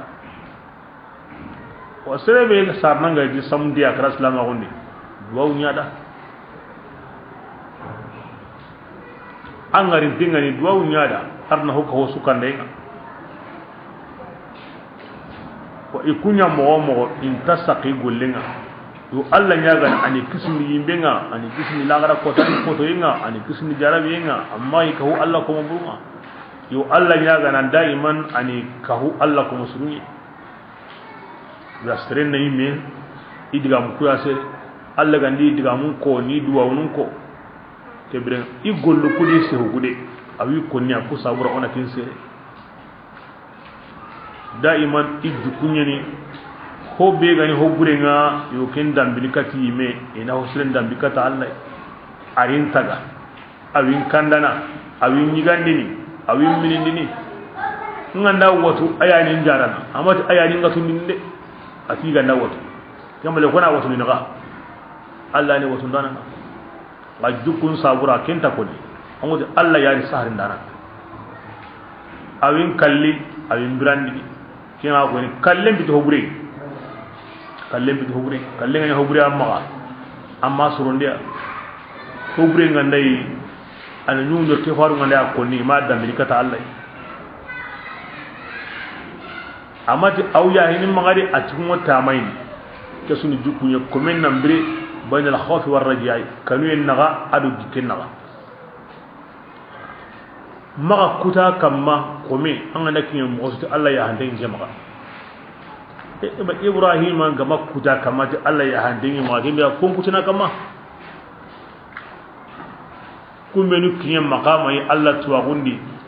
Allah kana gundi kumen tanu himbe to ngani Khalilur Rahman Ibrahim bana hali kinna bana to me kindi mo su tukunta on sabura kumen ngan kaba Allah aw tunu mo be na wa sigrabi kin maqam tamay wal khawf magad buntinga ko menya mo wa kama diganda wallazi atma'u an yaghfira li nta mayna kinya di an khafarinda khati'ati yawm ad-din iwo kharamun dini Allah batul mugonga Allah hadar ranju kunga wala ke famu na min da badi dibate on hanna kinya kome arangana sabun dabari magatuwa kama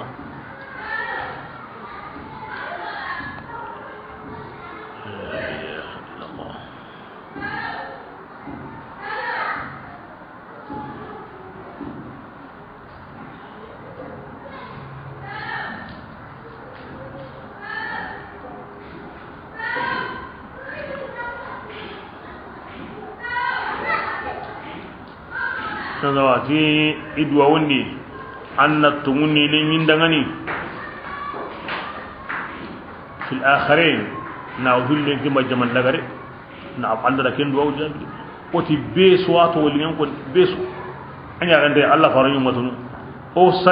sallesu ma salli yugo wadi o Ibrahim to on konni na duwa nyaada na tiga o sallesu قالت على إبراهيم وعلى آل إبراهيم كما صليت ورحمت على محمد وعلى محمد وصلسوا أدو كني تقول لي كم بعد أن صلسوا أنو هم بيتهم كوني كني أدو أون جابي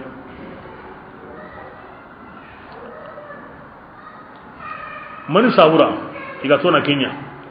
إبراهيم أنا نهان كتا أكوي مكانا نهان كتا bangana duwa unya Allah ko meda ti khairinga amalika mutin amme ngani meda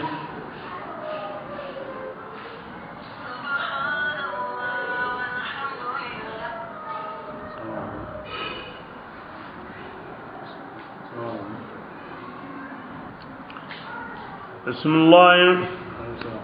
أزلفت الجنة ati lawara kota be ibrahim gara ko sisa ati ke kota iyo arjanna riya na tindonni متقين awa alla kannanunda o ti kunyeni himmenu waridu tanga hilla kapinga kiyeni al ittaqa kiyeni akamul laqinga kiyeni horoba alla kanninga alla ganda ko su awdo kunyi alla kannini awa tawranu sikani a horoban qalli an gaba kenya kunnin qur'ani da mu'sir da qur'ani horoban kitabi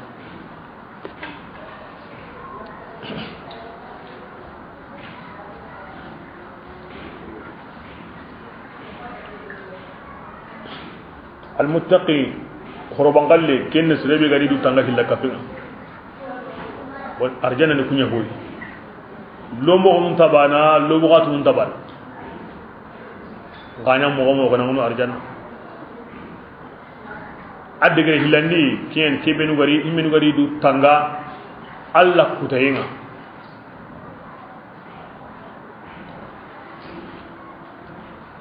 wa kebirenga addigere sikandi menu gari du tanga alla tanan tolli isondo mendi ila halan sudi imo sudi kunyeni kananka horu bismillah wa burra sajayim ke ko tanga ina jayimi yimbe mbangandi awakenun ton qada fasiqun awdo kuni kahirun ana bange ida iwa walli ya in adi nugru honsu hobure su gawadi ina kanu nan suno na yi imaki kembure ni anya go hobure sui urumo onta kusimo onta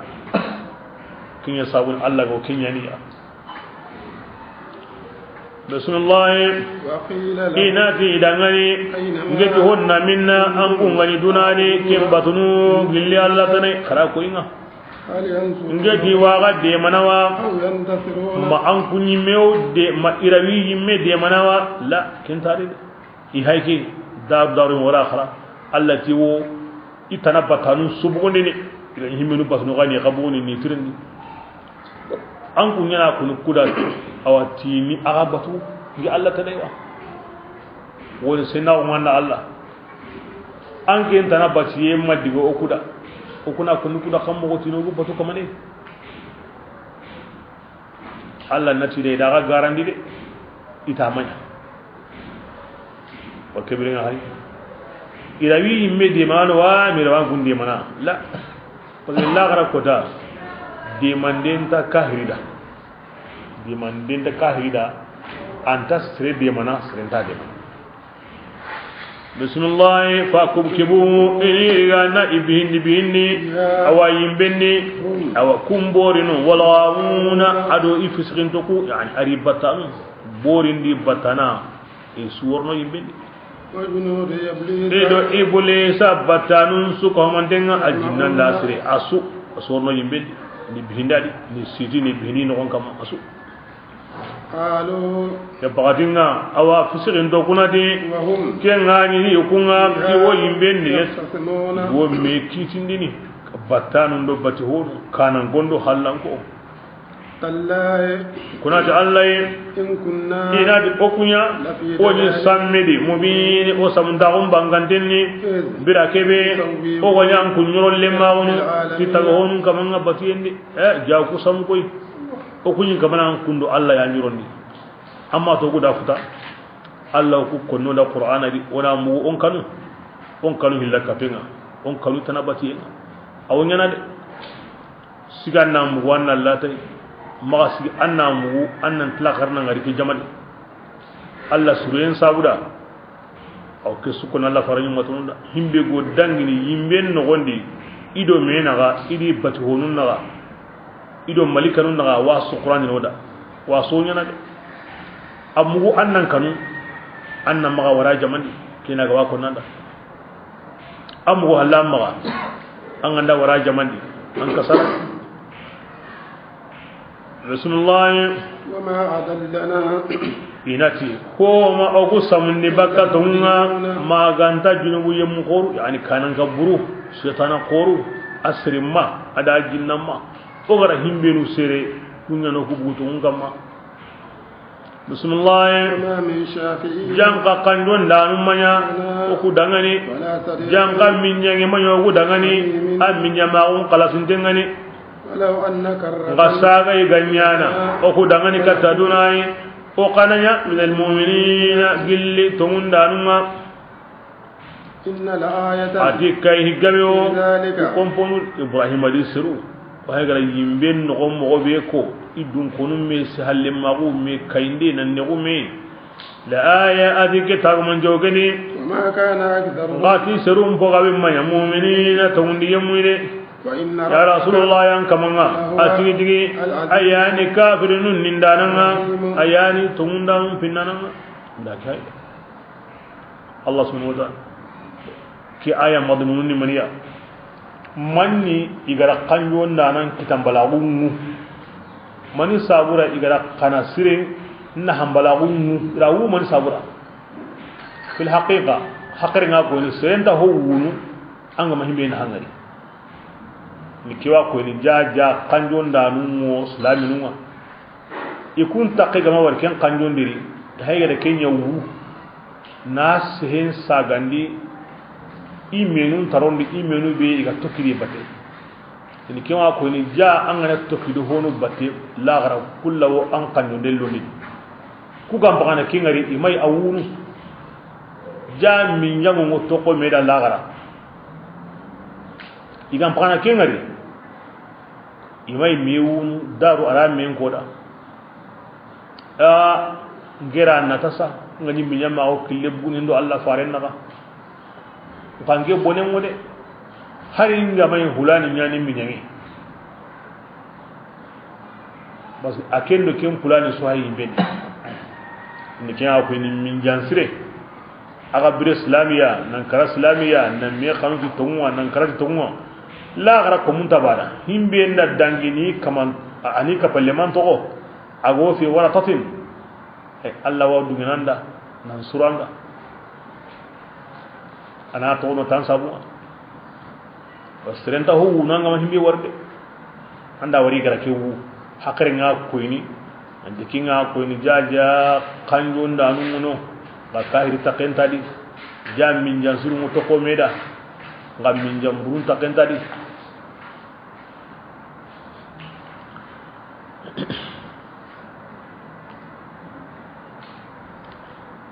awalla farandi gamundi لكل مؤمن شفاعة يوم القيامة مؤمن قنجون دي واندا اللغم ومهرغ ناصر باني قنجون دا نونغ بلاغنا كودا او مؤمن نوندا او ولي نوندا او صديق نوندا خوغان درجه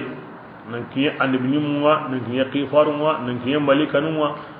hari batiye be anga wanyana sume ngo kanjondi ni salle ngo kanjondi ni salle jingo kanjondi ni sarna batiye ngo kanjondi ni honnan sa ngo kanjondi ni dore mba ngo kanjondi ni janaba yanke ngo ko wala khairiya aso kanjondi qur'ana wa kanjondi e kisuga man kita ken kamane mburendi de kinya sawoni gadi fama lana min shafi'in kanjon danun di gaboy jaja kuma har ba ne kitari basriya kara kahiri bani Allah ti odan golle sunya ko bosan kinte arno sun kahiraw bismillah كذبت قوم نوح adino serung garangudu istighfarun suka mandinga berenyani no gadi danga I akhin gati dangani kimay nuhu ya parce que dambendi sun akhibani yalla an kunta kana allaywa ngenu ngeni hare qoreya an kundangani farina umbangandeni fakanu allay wati'un an ngenu ya maryam batu ngendan kunyagana nyandindeke ya gilli musoya nge musommanya maganta ala tagawon kamanya nindini fakanu allay wati'un an ngenu ya maryam batu ada ko sisa asare qari قالوا idinu dangani yalli okun tongondi anke ndigame keda an kana ni hotana wambatu maganta hallanko kello ni nakamo ni hare kinde kana ngongarambatu halan kunya nambatu adibente hukolanu te genganu gesimuranu nake hamundi aro mosindan kwanto kidamba to kumballe ko mundo yagarundo lemmu obara qala no zidangani wa ma ilmi homa ninketu aunga ti homa kanu awakunganya igo kengolli yani ilan ke golle biya gara ko ni ngetu aunta kendi golle buren tanu batran golle ndaro sere buren yawono ar batran sere Rasulullah in hisabum kuiran ken golle ni korosinde manya maganta awinge kamanya maka law tashuruna aga ganna kentu aga mai lebunu ti golle ke ya ngagunta kentu wa wama ana kebirenga iti kebirenga iqata an ni qata kendo kuna tinto okudo ku tagrabane nga okodu humun kenda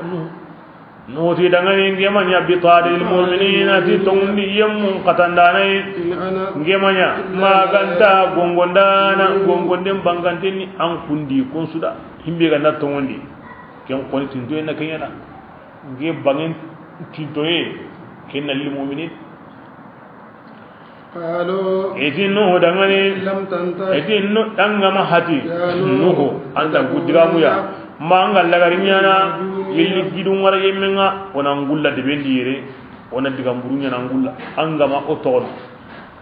bismillah inno ti dangani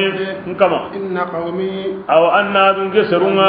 idin garan gutude faftaha annan kidi ngina gandi adin seru nawa kiteya wanajjini annin kisinni kapayyemunga kunga kahinga minal mu'minina gilli tondi yemunga anjaynahu uke kore no gondi gamin irki Allah wadde hundini wujine sine tankarage sine na kuma yo me ki digami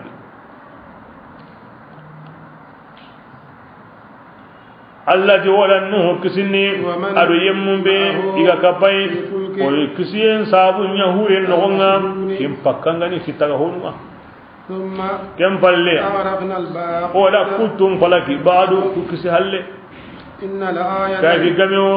ko komponuni no serun ko gabe manya tondi yamuide ya rasulullah yan kamanga atibitigi ayani nindananga ayani hinnananga ara kahirnu kunni nuhuri sere tanse atanyere won matan segere honne ara kumpina an kama magri kemo godi wana kemo ko yadi kazzabat adun gonga garan gudu i akhi wonga kengani hudu ya birenyani qala akhuhum i akhi ngati dangani yani ila harun su garan kutu bangana haribane kutabani anda sutta asurnu timani alla ni bane ngena hare isuda mekta kendi ya sawon alla wa konnu ko ayanu di anda himbe ko tira harun garan kutu ira harun garan kutu ona to nanti ndungeti ba asuya mabane ndungeta asuyi mahillo kebiren kenda suronde ko yahudiyan do nasara yahudiyan natin dungeta sui mahillo isa ado muhammad nasara nyona tin dungeta sui mabane muhammad madu ngatikin ko ini tambon tuga yahudiyan di aro musa kebira kenta di anga bane kuta arangara su kuta aswamba anga dunge bane la mutlaqan aran dunga sura aswamba Allah da kenya annabi munda wali nun su ko kemo godi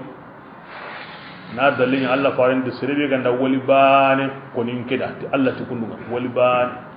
ken won haranga da suqan na bane koni qad azantu bil harb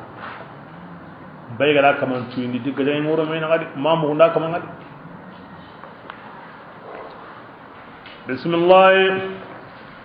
ezbirenyani قال لهم أخوه أخي وانتي دغني كنغني هوديا يلي أن كنت كان الله نهل كبتو أتنجي هودو نجيني هاري قوريا أن كنت دغني كنغني مبارا كمبانغانتين فاتقوا الله آدي نهلو آدي هنا آدي هلندي adika kanu Allah ta'ala aninge aywa hudu ya maryam batu yam dagan aw tirindi ni nyandi ndeke ya gilli musosu ya nge musommanya baganda aw tagawun kaman nindini yalli an kun taga tagandinawa sensinga be su kamma aw tagay gilli gillenga aw dan aw sangana ti Allah tagawun an kun nakenya na agana aywa ji golli dingira nun dabari munye mureranga koy an kunga aga takalla bukami gullu golle buren gabeni Allah da hukiniya na sembin kiniya na wunkiniya na buren gaben kiniya ba taran gollum ba ne an yi gollum hudu agulle jagundini a haram parenni adama tagayimme Allah rakinkini arakamun nagati aro tandu mere sun atabri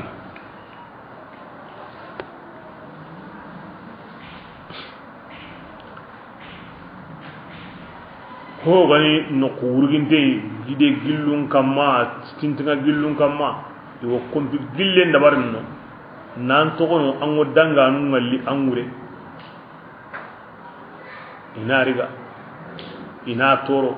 ina sangatai ina nginyetai himbe ga wama ina bosai Allah to wanda simbin kiniya yo jin saunu duma munyangure ina tikendi a kekoni hari duna ganda kare an yi kunta kala na sabu jinya ni ngam da kun sabu ila jinga amma ba ne kebe ngani Allah di bewu kina ku anya yime golle sumba na me nyayi me ni baka me kuni igolle ngana ci na bu ndi sembe ngam mani sabuda Allah la kuni sange na ka toy mba anta kala hare ngari bewu kina ya ko angana honya angana yimme sire sabuda anna khaire kitadi angana yimme bure sabuda anna bone kitadi aw sirenga honya na anna nya yimme sire sabuda gamballe kedi dolomine sire kallehe jenehe dutigan kabo on kabari ina yimme be sabuda de tibira kinya na bono بسم الله وإذا بطستم أو باللي أغم ربكم تنغا كبير أنتل الله دا أغن دل لغن قتنيا أغن دي قتن ونيانا نقين دانا لغن قتن مقمي كما كنيا أنكون دارين جلني أغن دا سربي كتا أكتون دي sondom burago na kari mugubure ina kusal liga nan bogo ina kusal liga nan yukulam bogo tibakan kanenga wa hada da sabu Allah ga simbi bi qariya kama kinya sondom burago ngati Allah ta wonu Allah na ga sauran kina ga na ga ta mon kina ga na ga simbi kina ga ago ne ke kube nan sangatiya yakan Allah ta wonu ne kama ke dabari Rasulullah واتقوا الله كانوا الله يقولوا تقني أغنين جهود يا مريم بتون كانوا كمانين بيجران كنجيدي كما تمغوي تعلمون أقول كنتو دافر بيجو أن كنا أرسل كتونا سمبندي تغمغندي نابرندو كتي أقول كنتو إن الله نكين كناغي كبدا كانوا الله أنا الله نيمان كوفا أنا بيني تغهونا amaddakum allaran kun jiri kutun kamma tinne magabe tillen go gabe tinna o gabe ti jinya gabe kebila kenga an kun don ko kutun naga allah kinya gada atin ge hudu yo kanna bani ko da yangan kataya kin korin ne da agandin kuta nema allah ga nan nema nyanda nan neman kufa udenga hudu hana irigaye hilla kape adu Allah ga nema beni da ima kufa harili na kida ima to gali to nema kufa mbalago aw nema ngirindi ni aw nema ngirindi haranga ne islami anga dagaran Allah nemandi an konto frelli gana an konto siki aw nemangrini inna Allah la yughayyiru ma biqawmin hatta yughayyiru ma bi anfusihim allati ikema hoyilla igara kini sirui mi yimme ganda mo hoyilla igani kundu Allah neman kinni sirenga nani sawu sune kanta bo sinan abada manga nam gonilla kira tu wala in shakartum la azidannakum aganda ku fandi nahu ka harama wala in kafartum aganda baraku fandi ganim sin Allah ga atimani atinna ngan katayen koteni Allah ko wanya na sirenda sabu sunday ageta anyi mena tangade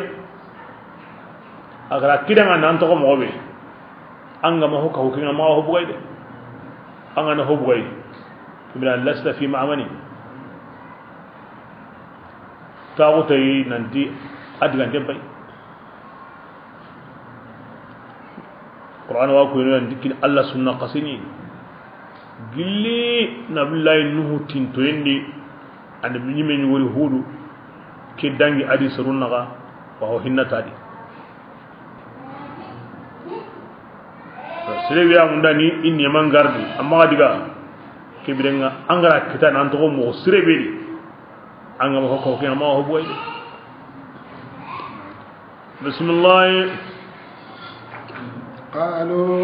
qalu asrun da dangane awa anta hudu anke wajun diwa ma manya yimmega gilli wajun danunga asumbana yani la nir'abi li wa'alta o kuntaro no kromen di tanga junde ke sabunga de ay o kubaka dada ya anga mo no ku saga o kromen qasinya on da kenya wala mi zren bismillah in hada anke ndange baba ande manya ma ganda kin hananun jukunye akada دائما أرفع مي أو كم بني على دائما إيكان تمنته قصنا يا يوم كلنا مؤمنين يا نهيدي ويتديني إن هذا إلا خلق الأولين نوكو بابا كين غني غنجو كوني نوكو كنا مني حسن هذا صواب كيني أقولني كم بني كيني اللي نقولني أنك ناني ده هم كان قايدا غني jamama diga kani hina abadan ma aho kurmangari tan sagu ko qasasirun tabatanya de fi tarikh amana jamama diga kani hina ma ho kurmangari tam sagu ko qasasirun tabatanya de jamane be dia kanenga ya on de korle be fukura ila kaniya intara kan abadan tandonga no hillikane tandonga bane kane tandonga no hilli halle daiman kini har marma on tar khundi kar hugum da ko jama suga diga kane agora kane ingarinta khundi agora kane illa garam pindi ko kurbanu ngi tanga Allah qasasirun tabatengere kida go diga kane nga in hada illa khulqul awwalin badan anto ko kitenya kama kende anna kamulliga anan tangina nyino angana sawazuno wati kebe anna yitengite kamuran kelliga anta nunanya nganga dan tambo yitengite kama na to amma kamu gitengita angena kamo anyer ne bane wa kada kebe hokkasu surum batte uga mun don diga kane on to kindo kenya batte kibira hukurba moderni aw gilono aw sorno ma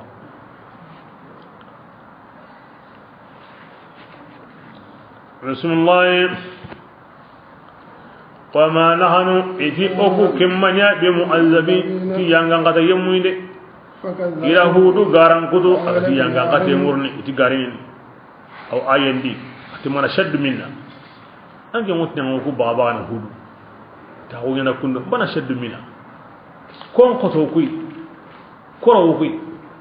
on dara konsui on sebenta konsui on gila konsui koro ku na buremu ma Allah yimi gara kebe ko anyi na kempai kudu wasa gani tarondi amaddakum bima ta'malu kesro takoni ara himbe nu jate kempai mani ana kin am o da khasanku liñ wungabe na wungabe jinyare ngabe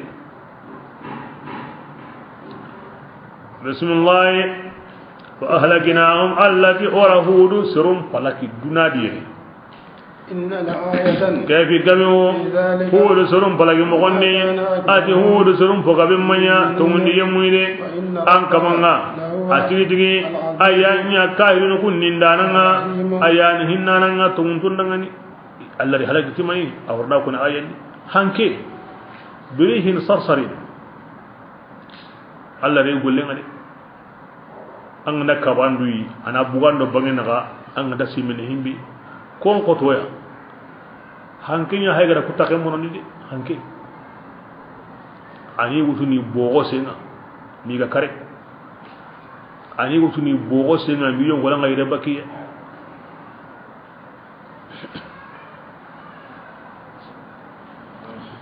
aw ko ni ayeni ti darun willu yo qami tamaroti mi angana yon kolan kutu bakay ko hange maga mo bi ayen warna ko ni kani sar'a fiha ka'annahum a'jaz nakhl khawiya angani qam denga hange maga aw ko tamaroti mi hange ngana kam ko so bakay igilo mo bismillah adi samud rangonga halakinni nagam ne qifarun suka mandinga adi birenyani e akhi wonga fidangani kengane salihu ya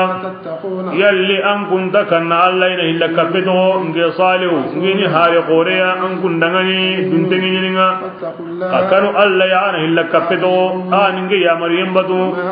nge salihu ndan kunyagana nyandindege ya gelli musoya nge musomanya mago tagolun kamanya nindini yalli iwan kunto qowa mogodi kingo yere ago khairi bedi dunte ngagundi aron nagundi aro jinya gundi aro sohonundi aro tamarundi kun tamaro remunga habimun amogo mogondini aw gilli kenne manuya anku ngosegundi ni giri gillunga ni nya kompunga ndagamu agalla hiyantini walma ago kemmo to mogosiri e sembe de tuago be ga wanya na serenda anna gide mulu utum bay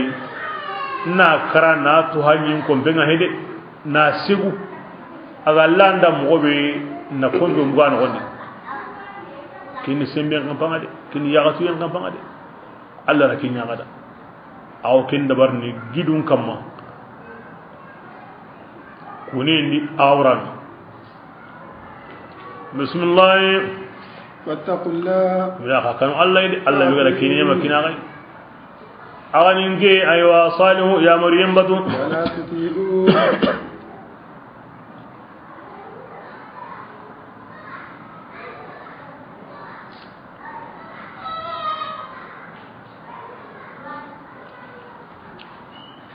يورين لا ركوية أنكم دا سما كيني ما بهاي غام غدوناري تاغو تقويرا kara hilla kabbe to de agan tokki dinge batti kene ma be gara kina ga dunadi agan da to koyre o kalla o wundini kebira anga wa munda nan ne manun tokki me tokki dinge batti kembal on ta to ko kene mara kayre kalle morni de ak moni waju tike yaay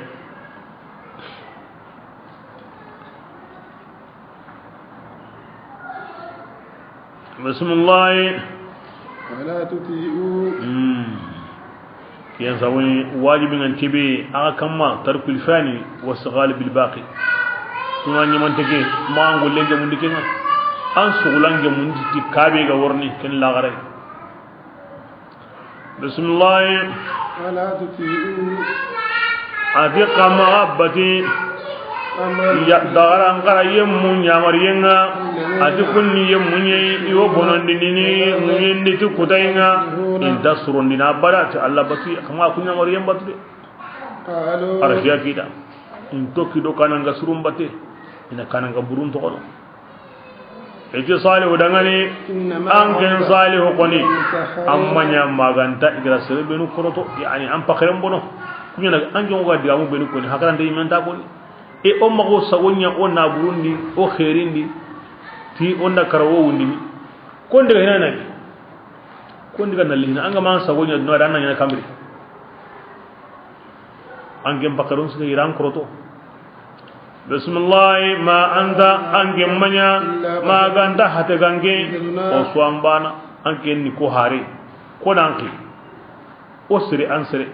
o so baka de bege o so meto bismillah eti angandai hare ya annalli kitagumanje anganda yimina salihin gilli tongondonga qala aywa ke imira mo wonkada ke gide nyugo min bugunda di awumo kasu tammi anda bugu bani ansare imira magan kuto mogobe ayin den gabenni akasa penni ando kasu tammi salihu ni mo gonsurondi alla nyaga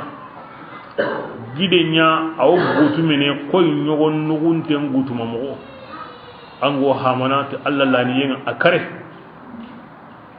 igara nyugon dambe be ko ken dambe be ga bugadi yaga ma me warhina ango hamana asare lemendo manyi me sumbana salu sidangani hadi adike ay keni nyogome aranya nakringa keni nyogome be sidama me warhina li ta'dhi kona ke me warhina la shiribun kembe nga jimbi en golle ngayri anga de kemi ko warande bendi jimbi no golle ngade kebe nga jinka ona tagandi mini takewo adangani walakum shiribu kota mini takewo an kun kadagani atindeni kebirenga serum mini kota anyime amini kota awira ken Allah grendi awa sumini awdi kana ne kada limnu kannai yarun kannai dabanu kannai imana mundude nanga oken su ko mondenga angana yokebe ta gawre bani ay meqati mo bakati dina yokem baga yoke dambesu angana ta gawre aw siki qati mo bakari tidu maga hagu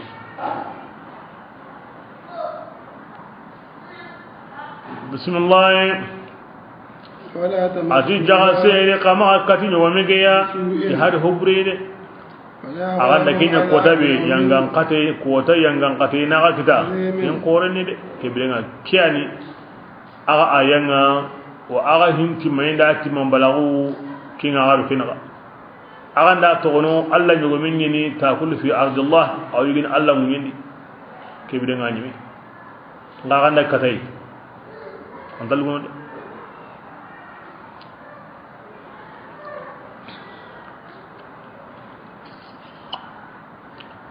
kiwo yaman bangenga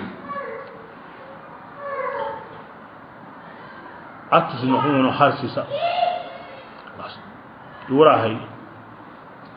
aw tandum meso gonye baka nyugo meke tusbate adaro yem pake ada gilu yem pake asunyo nyugo men tusbate ngoni ken hotane ngaken no ma tusbate agri mem batem pay kanan kurungong batem pay halan kurungong batem pay yani wo nga tu himir wo sekitana ibatengo haqebedi aw tandu meso woni baka aw gilinga alla ra tori mo woni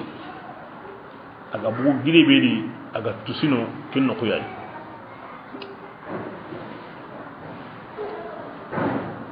yaman ko ma o ganda ki harba harba sisa inno ko qasubinu ngono sirum wora hay wonna bur ko waren tanadi bila kesan ko ngadi agara saddu be dabari saddu be gayino suta be gayino na jamni saba in kon saddu kinguno kimba to qasumun wa salihun nuqus rubin ga halaki kunno kunno salu an musiden wono agiden wono dugo mige baten wono harisa sai wono sirum murano wa salli ni misile gari wa bidu hilli bidu signano ngaji ke gide ngari ngasirin dadu najimi dami ini jumudi ya so Allah tin makan ko na parce que makan ko dangini ni wawal indira yaman bismillah فعقروها nga hoburen tempayra kinyare ila maniya ila bura yimya ama har katay to hoburen ila bura yimya siribani ananya qaddar kay swandu ngate ni kinga ko ni alla ganda ko nisu awtin idanya akatu intenni siribani yana ka halli gana dabari o kebira kya gon gollibre himbe ga besai himbe takiga wa gundondi anya halle sirebe gara mu aga linganda aga swamba na jurubundi qur'ana wo qaram ni kinye muslim umma golli burnya umma ara gundondi onda mu ka umma dungete yahudu ni benuga ni madina alla ga lay begon su ni bonen ko su ikka nga burungara golle be nya lengi yahudiyan go madina qur'an yang ka wakati ga dungete ani kanat kenyi kya gon golle bure maga dungete angara nya ambe gara warai himbe gara mu hay wugine sini halle aga lumada awa swamba da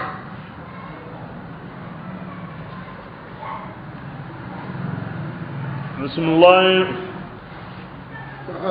ati salihu sirun millakara inni misindeni awa nyugomeke burandenga فأخذهم العذاب basayanga ati biga koni adi riga de iranya taratan kota yenga katin dikta sibitin kota inni misi man sabuda asalu gara himbi kida salihu ti daga nan nagamni agaranya awa kebiringa nyimi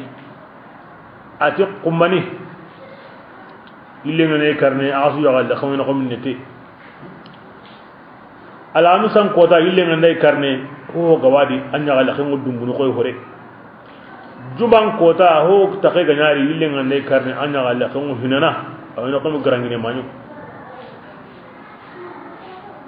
yan sawuna ibn abbas wa goni ti sirema yangan kate hina maganta araban kota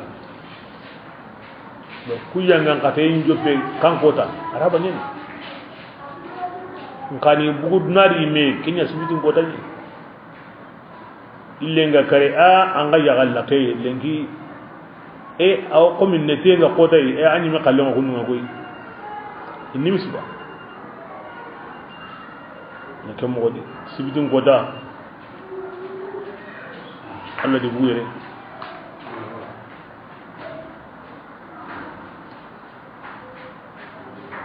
bismillah ati kafi kabiyo ko kompononi ati sai hosurum foga bemmanya to mundi yemuya ya rasulullah yang kamanga ati digi ayani kunnindananga ayani hinnanan gaji ati to mundi yemuya sirbani nanya qadar o yugu depeyani aya galle men ko bula ko nati halal heyimi aw qisan kitabun ni Allah na ko salihu da ansirun warni an yugo min bura salihu rakida ayo Allah ta gawarna bura de ito on takenda warni awa salihu ti danga ni kebirenga ke qasodi sere wo sar ne yugo nyeni kebirenga kenga bura na wa jamani mo halakin agandanya ike basin dari ken ko na gari len yugo be ga nasare ke qasodi wa kalli igem awa hanas sare armin yugo nyira kari hilla sare armin yugo nyira kari siko nagato karago tumunyeru seggu kabunnen kalle aywa anne gamdi awa ken dungetayi tammundin sare ken dikere men takalla tigem kanna ina ati ay nge wuce malle me kita ina nge khalida kala de amadu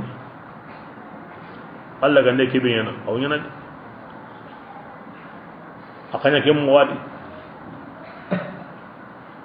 Allah ra qorel ngondi na horen qorondi suruka bibere munga kurusha sabu dangani anda dangi kunwa ina nimisi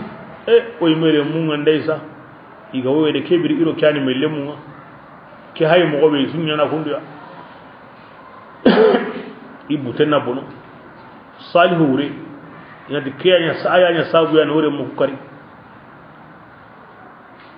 ke sabuna isro kabbi igemu hidi nan kuna meda aya warna ko ni mo gari salihi du suruma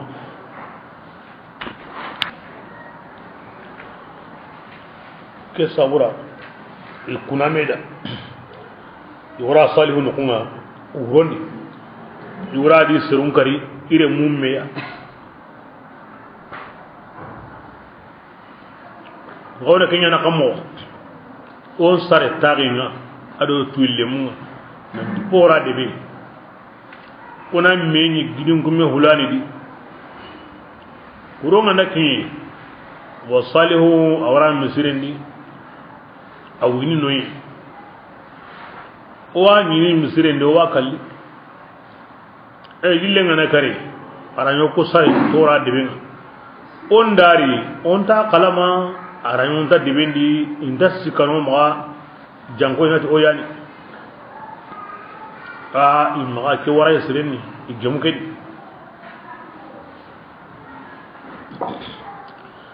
bo salihu ko alla da qasi awrni jamanga awi wajuni aw dangini awra ku jamanta quranga awi wajuna aw dangini awa ko ka besu sare ta quranga ora debi igra meni igidin ko me ko ni teke de wakati kebe isuga wono bugu wakati ni aw gilli allah hinu ara giden yire ni kamma e kun suka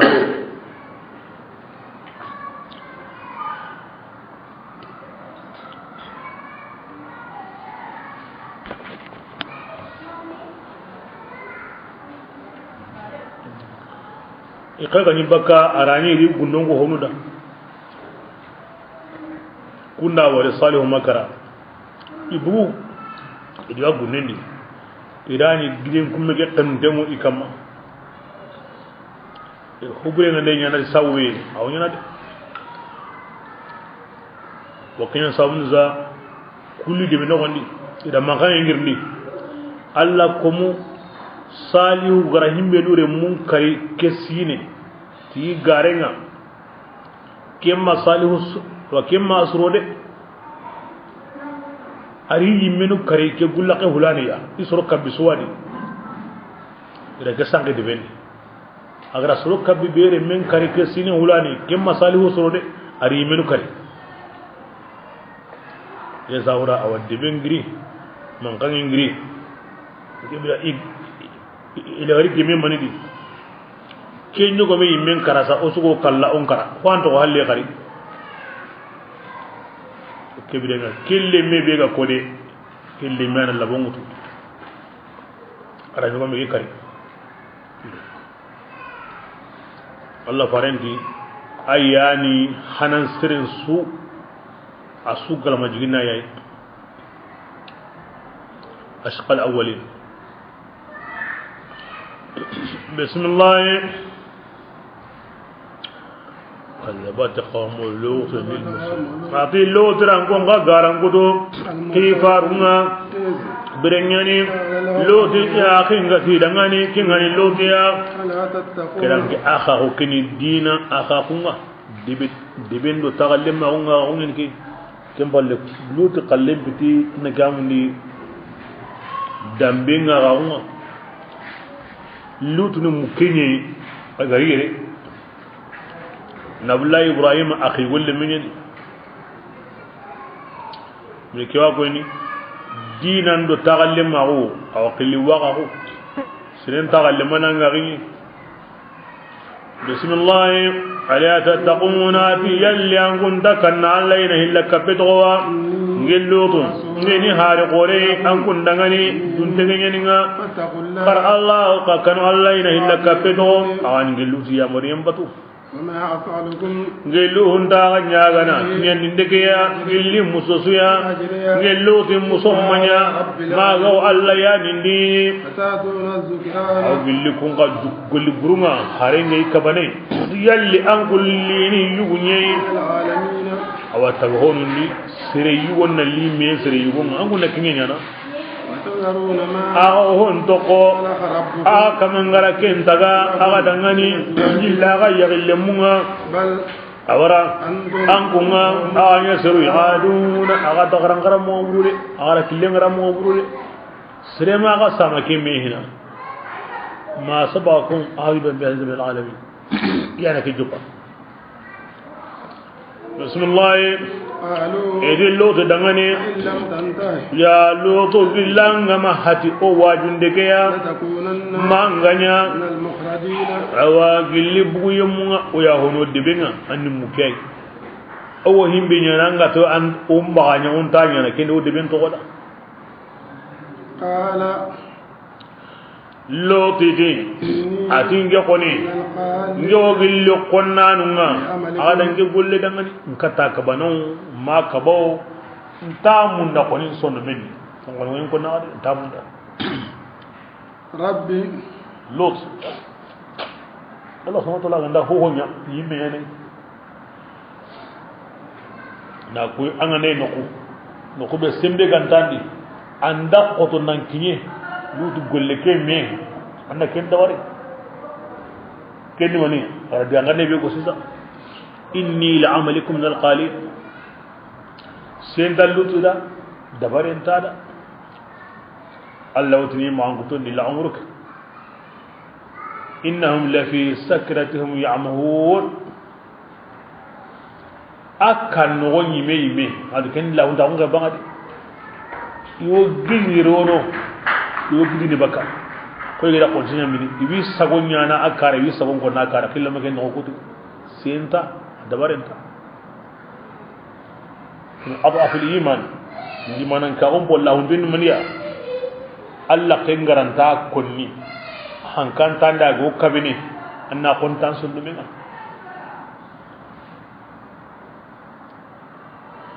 gangel la kelanda konni kille makni anna kaba an sundumini mega adigin tenta kinga anta konni ke amango lenya de sidenya mo hoy wonu Allah tanna kinga angandi kata golli Allah qosen kabana akaba amagay angara da ka bana akalla kenni angar da kinyi men anna ko nan sunu men kina holla hunde nganga de ngana yana ga kibrin an kama su gidanya an taqin ko be go golli bure gari da kin wakan kina ma gade inni la amalikum min alqalil بسم الله ربي أنا تيان كما نجني أن نقلو تكسني أدين دونغونونا اللي هون تورانغا يقول كم قولني بس كواتو كم قولي هل يبري موكيد كي نانا كي يقوتو الله نانيا غانا أن نين دونغونو كسني قولو بيغان تاك كمبني أكمانين باني أما سيبان غانداري لوتي غنغا هون تاكواتي بسم الله فنجينا الله دور الله تكزني أني دونكونو أسوسوسو ما غندا يارين قسي كم كوني أو أورا يقدر كم تقان أكابمي ثم كم بالله دمرنا الآخرين أورا كتون سكومن دم بالكي وأمطرنا أو كم تغني كتون قهنا كم تكميا gongoni yemum kammin bono kinganya king kammi de kinni mani himminu gamay jamanen di jamanen no nyim palakitiya himminu gamayno kun kallenya ko ci hunjega ana bugando kamun naga ana yiran kam alla yimmeti attayni wa kamanin ka ataguman tantan wotai attongai ajamungai adres kombilengai fulani ko cene ni kai sire ko cema sire an ko cema kanan tana kamma ko rakin da ba na sunni mabaka mun kamma asu ke golle mabugu qara bada ma Allah farin nyuma to bulungara a wombe na bugundi khare ibulu tikinya de Allah mun yin sunu bakiya amma bugu qara bada ma Allah farin nyuma to fasun nya bugundi bismillah إن الآية هذه كيف يقولوا كومبونني وما كان أكثر لو تسرون بقى بميا تمني يميا يا رسول الله أنك منا أتيجي أياني نندانا أياني هنانا كذب أصحاب الأيكة جل دونكونو غارانغودو أو كيفار سكهم دينا جل يري بانغ سرمو تسميني واسميني ني بامبانغاني إذا بدنيا سوايو غاتي إدانغاني أماتي كين قرا يدتي أخي با كين كون قلة يكون مستومن هنا أقولنا سلام أقول وغيا أما تغيدي أري كورينغاونو أقولنا تغلم أقول وغيا سعاب نمرينا كني الله الحقيقة تكون كبيرة كونغ هلاكي الله راكي قري kata aywa gellen dum kono kay kebe denga kinya sawuni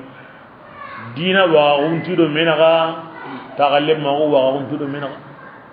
hadi suaibu tida parce que hakikati ya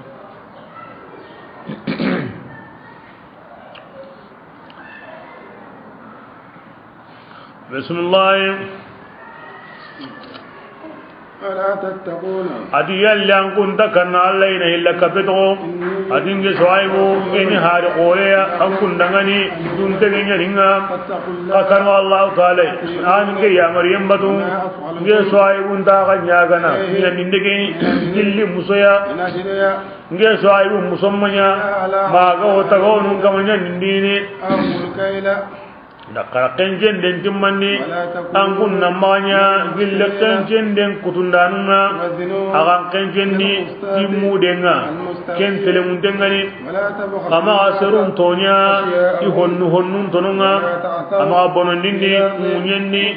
bononni ndanu ganai kenjen den bonondindi kinyallogeni taga honun ngarin tagun jonginde ana kenjen ni honsu ngara kanja anda nya ken kutunu wa kebira ken bunun ne kan pan metre nganda kanjeni mude nga kanjeni litri nga kanjeni ba kilo nga kanjeni honsu nga dingan convince ni au gemme to nun tabisma sima kanjeni ne ginde sego wa baka aku tembe lo labna anda kutu la kan jagimu himdira haka yayi an tabaka Allah kin gureli an yi rame yawa an yan munye yawa anda na gasi hunnun to no da ngarin taw har mar mun do me na ngulle asu tagante mo kan jinde nya kama kin ya sabu da Allah sai haka ma Qur'an bi mawsiri ar hare ni go yimki asabura asrun golli gure la kapem palle kain cenden timambala honi igama tumme Allah di halake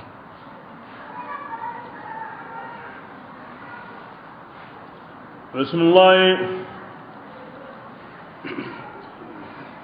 فاتقوا الذي kanu kamane begaran kuntaga ara jamandun ko nuntaga kungani jamandun ko hananunga itu soay budangani annama anke ango gilli sere korotontonga anke manya ma kanta hata gange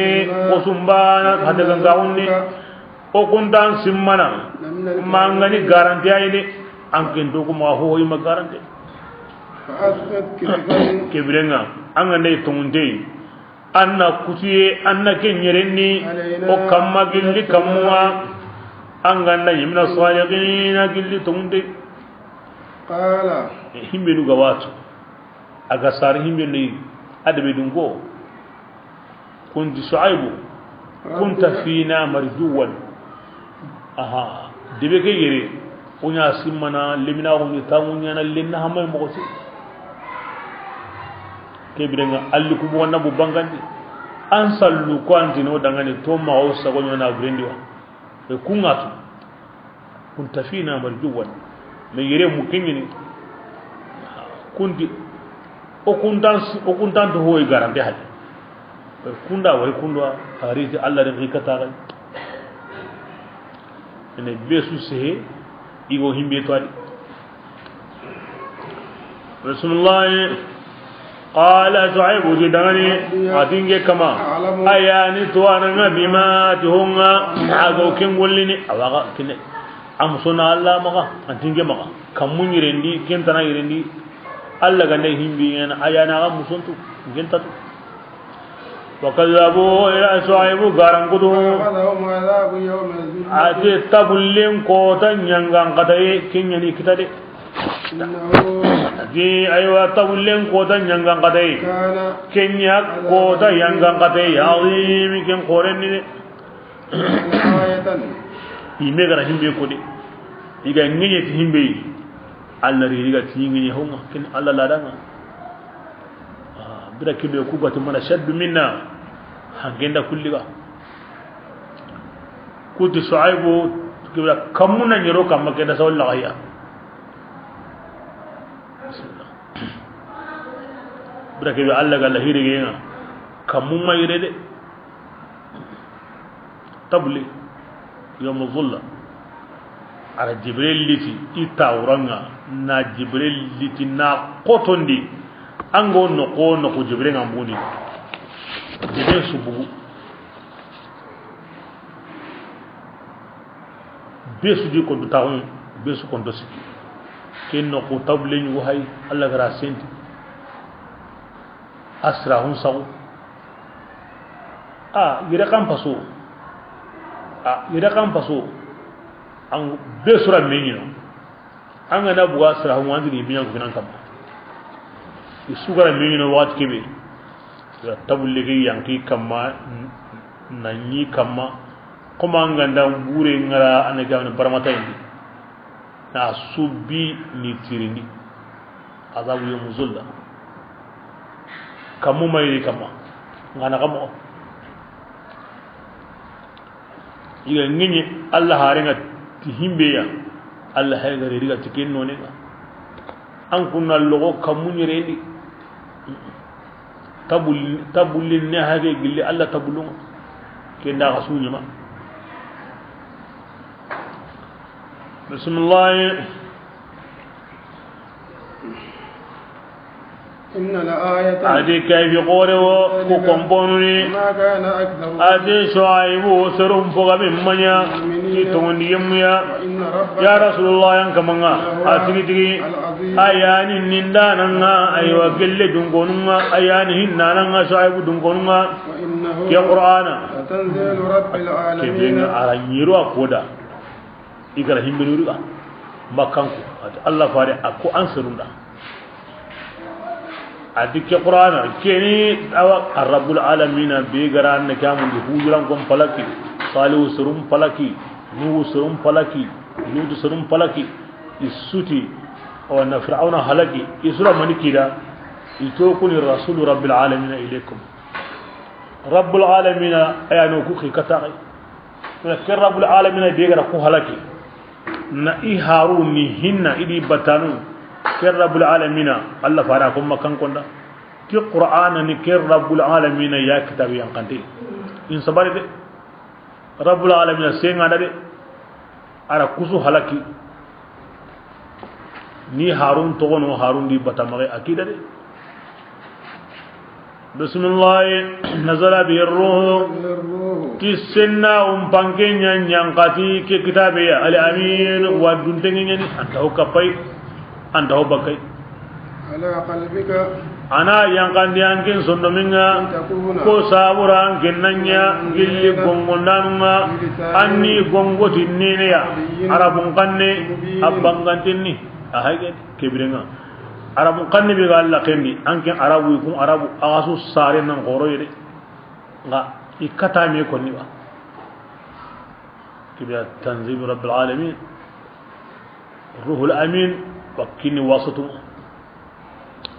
na jinnan tayang kanatai syaitan tayang kanatai agili allai aku me duntengin da wurni na kunan na yang kandan sundumin okay kebrenga korote he gijani he sugu kanne he komi makan go ko ni mo jinnaran tayang kana syaitan he ko yi ko ni mo bismillah innahu ya qur'ana bega yankam hawla min kama في زبور wa الأولين awga fi hananun qadigo akbarin wa tawrata di aw injilu di ma hawla min ari kitabi awadi qum kum maqra yitirni fasalu ala dhikri in kuntum la ta'lamun أولم يكن أن yalli kuma bagawa makka kafirun dangani anya ayi ya'lamu ulama bani isra'ila kin qanqai isra'ila remun tuanun wa qur'anatu yalli kimmi kum baga dalliya asaran kum be magana qur'an an kum magu digarin bani saran ko tuanu be nu gawidi kun akibaretu kimman kum baga hasa ayi ولو نزلناه ya zawni nasara haqu be nu gari yahudi haqu be nu gari nanti ora Allah faran kibarin mugu ora kibarin tu ora hay kingo hakaranten kunu jide kinga ko nanti akibaren mu kitabu qasuni nan qasu Allah gati wa innahu la fi zubur alawwalin kibiranga kenda limbangi quraindi Allah faran ngarin taqundi gilli hinje bawati idgante abubakarin kani Allah faran ngadade na asugandi dade akite kemenye nasara ni wana kuni nasara modi keyo be hake ya gani dome kundu kuni agram on kada atu wallahi kiyani annabi min lagariga aga tawi tebe wure nabillahi sadangi halle sere mata gawre ara ko nan di sere be gawrni taw gawre kenyan hinka manenga ke dairu bi hayre asri men na kendi kan kanna tanga ke birenga kiani higume ngade kenda nya kanu yemu abubakar maga ka hoka hay anda giri abubakar wo gilli anda tagu aw tagu anda sawu aw saka anda bu abubakar ma Allah go himiyan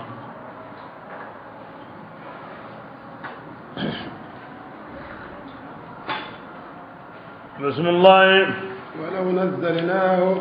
na magina haga yahudiya nga manna haga akunu ndemo tawrata ni Allah faren magan kuto asarela aru ahingol garan no kubi sarda ga non to kono la garra ira tagman cintu na tu mi gwa tu ni ira illi ikisman di ko Allah farna kunni kismaru ni na non paga yahudiya nga billaga gamari asa wonni kinyi kin Allah farin Qur'ana لا في زبر الأولين ويعلمه علماء بني إسرائيل بسم الله ولو نزلناه وقالنا قرآنك ينقنني على بقان كن بلن نيغو كما اللي قرآن قرأ مكان كن كما ما كانوا مكان كن منيا إذا وطغنني تكينا بس يدو هم نكيم بسينا يعني سلام أغني النيمة الله فارن النيمة قري خريمة makkan ko dundura ko be gawidi igawidu walla tago su kama mobe sere suro ke qur'ana gandari himbe gahdi imi arabuya hari ndantar ngata wonni ki to ko kalle hina o kalle nganda o kanne debla hujjanta sere maka kare maka makkan ko bismillah ya sabuna wato Allah wotini dangani aga wurgin ta kunyen ama bara wurgin ta kunwa بسم الله ذلك أتيك يا مغياني ولا قوارن دين لوني في قلوب المجرمين يمون صندومندي يعني هم بينو غبر الله فارينا أورا روندي صندومندي كم مغارن نانتي مباري يعني هم أنت أنا قليل تاي يعني بالله مغبري أران غري تاي كم مغباني يعني أوري براندي بسم الله لا يؤمنون كبير او غرا كتاندلو كوبيرو سوندومندي تو نيمبالا غولو هيمينو سوندومند الله فاري كونتا تو ني تو قران حتى يروا مي غرا يانغان قاتي نيغرانغاني كين توران دنغاني كين فاتي نز آمنا كين فاتي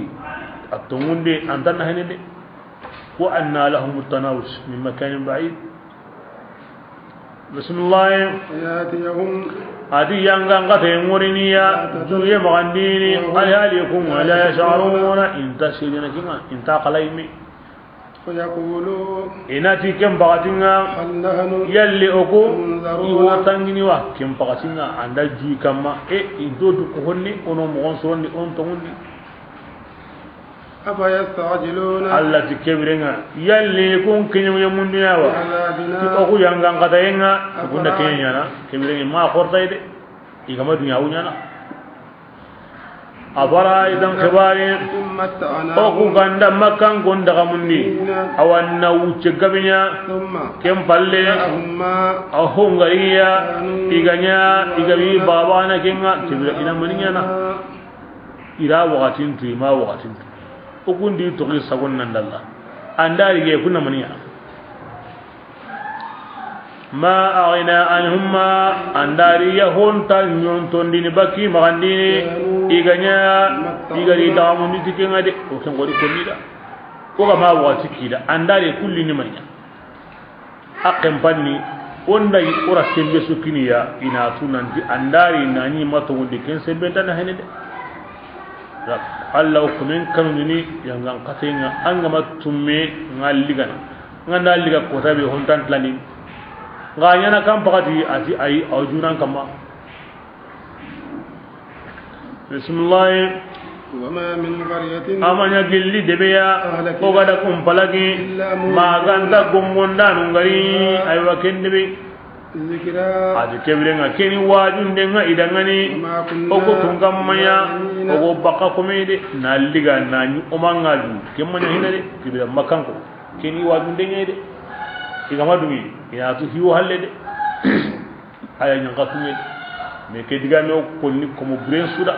jagaran koten suda kandun koten suda aw konni be suda bismillah وما تنزلت الشياطين igani digami be konni jinna nyana da batte ana jinna nyana shaytan nyani la allati shaytanun mayyanqa ya qur'ana ge وما ينبغي amanya aga surono yimme shaytanun dangani igaro ke da barni iranda yimme ira amanya anta holanda tiya woiranda yimme إنهم kudiga musikisu ati shaytanun لمعزولون illa tillatinni baka malika min digami muguram magandi illa to numi illa to bilna billahi isa gasare illa to njoba alla farenga dia kamunna li anyame ora kembo ngono dan illa to numi bismillah ولا تدعو إلها ya rasulullah ma kamane batu kemani kamane tanai kafalai فتكون anganda kinya anna qusaganya illi yanga ngata yemmine kebirema alla faramu hilla kapena wa ko wuren alquran allada ko nganta sorno himbe halle ana jongo ini farigi kona kan alla ti farigi meda gandanya hilla kapana nga tawu yanga ngate ibira on kanu yanga ngate ngade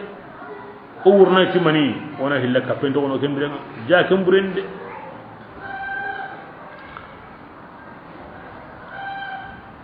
bismillah وأنذر عشيرتك ya rasulullah am paban karngon gongo الأقربين amaren tinto hashimranko abul mutalab soro kebrenga besu gongo ndanan yananga nga igongo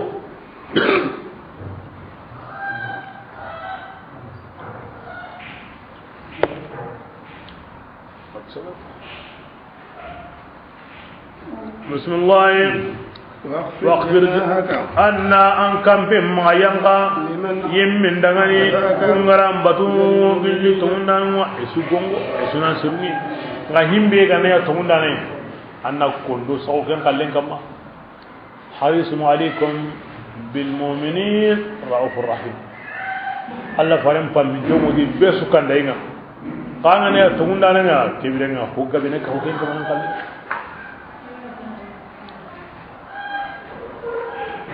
ونك آية هي ما نقول نيوكني أنت الله سبحانه وتعالى الله فارن قبلا الله فارن دمبي الله فارن أنك أمارن سنتو duran kanui aro duran tokotoy kenni maga Allah bangi Allah wa konno da Allah faran kabaren di gungundana nyeni katabe su ko mantin ata dangani am pa bankarun ko wa azira ashiratakal akramin kindi kiwa ko kore senneke sogora senneke bugura senneke ngani Allah faran korenda buguranda sogorenga jaja duran kere ni ma honsudi kay maqamud da'wa wal inzar ila Allah subhanahu wa ta'ala kirin dem makama ngene kay aro gongo dem makama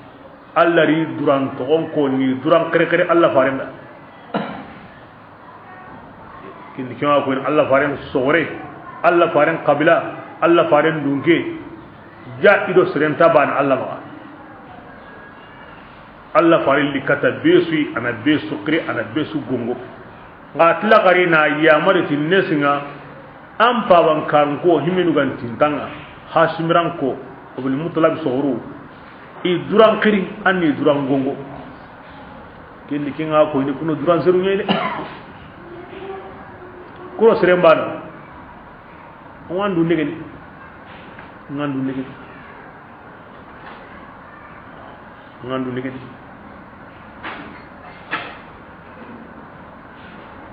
Allah fare Allah gada ya mar kebi aw kenda barni de ati diga mundi ayugo ne ati quraish jama karaga du ko Allah ma de aga gama kenya min harbane surna kada suna meñu ni kenyi abdul mutalab remu karaga du ko Allah ma de aga gama kenya la gara min harbane surna kada umpatune abbasu abdul mutalab remme andu mundu de anga makenya islam aunga lagara ko dangi dare bani sonnanda mpagari safiya andu mundu de anga mandu mundu lagara ngi dare bani sonnanda le nyaare fatima himbe galanda duna akinda ande mbanga nyananda ngalla garandu mundu de anga mandu mundu anga da kinyi Allah ina nyanni kahiriya ngi daw sonnanda de na Quran ni nanti hilakape lagara aw umen hayan kutun andu mundu de ari khiriti to kwantinta yuum bange yagari bange hawan kambur lake ado qablan to ala sukoni fa aram kan nga ashira aw kisutun tay asidu safa kama mun go hiji wo safa bilentu har lengi illa bak ni ken ko tanga wa se ken ko tentu alla gata na anya aw gangundi ni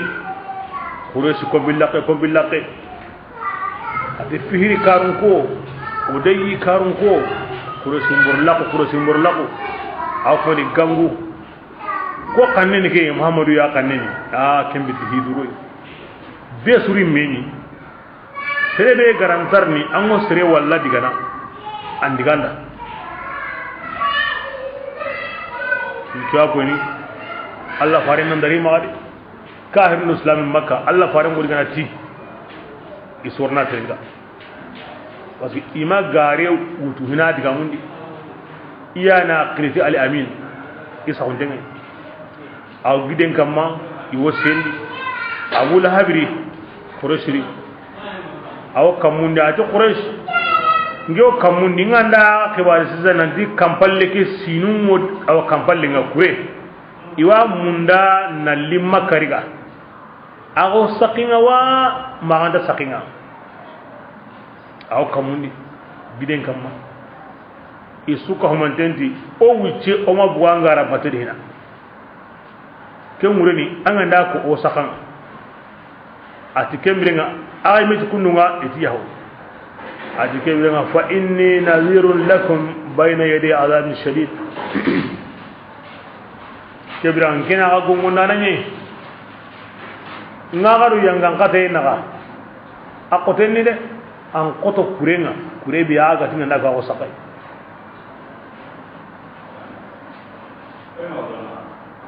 bellagara kotan kinye bati ngiani hare lagaringa adungina de kempalle himmina kara kunu himbono de Abu Lahabi kenna hawatuni ara habo habi ati taballaka li hada jama'atana atil mi ati halaki nganda arabu kan nikir kayni ando kuma be kada dibin suwere azim aw qom Ibrahim ali suru anyana kinya o boyu nungawa ay kharitin niki in kanu yantiqun na hujja sigini me kam mahina Allah tikem pakatinga ayan qisun gondi isura mani yankandi ja ko mono du toro ko o kamana fa ba ni ber dasene ngamani niya summa niksu kemme ni hega nyaku o sakanga na himbe ko ngara himbe ko ayo aga njago sakada himbe ko aga himbe ko isakay kurengo kamballe nga ago sakay awa yanga ngate mo lagra ga madu nga ta ma sakay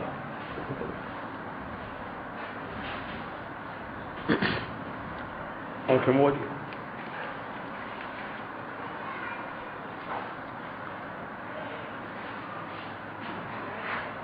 Allah wa sallam ayani Allah muradu to gonda bana adbendo debenta bana asarano tabana aga breno ko be nankara aro debenta bana adina no dina tabana aqablan tabana adamino tabana man zawra ba ay mero taga hon tabana ke sawra aho hodo ho on tabana ayu matunu tudu matun tabana nasreni du la yandi nan dango kendo be suñurondi andu la yandi ambu ndewo korenga o sumbana amma ga wala faranta khirno gendi ambu ndewo korenga aqabla nan basu bezu qablanga asara nan basu saran sui aqabru ngondo ko be debi am basu deben sui adina nan basu dina sui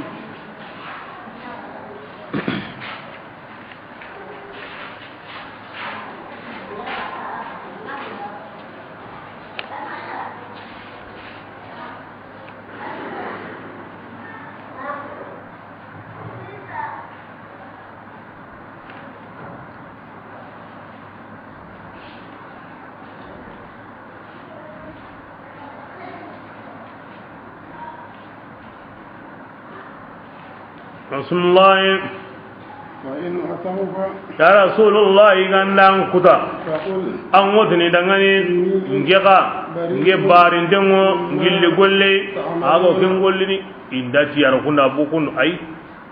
قريش نغنتر ني بورين باتو كفاغاي كوي دهيلا كفينا بسم الله يا رسول الله ان كان بينون بسني كنين دانا كما كيبي غرا كاهري دانغين توكو هلاكي avan kana pinto kay ayani hinna nanga de agara haru kutu ko kana hinna idi dun kono awarna ka hinna ndan dun kono daiman Allah to wana aziz daiman ayatu wana arrahim aqoto mo kutana ndo kahiri an simmede inna Allah wal aziz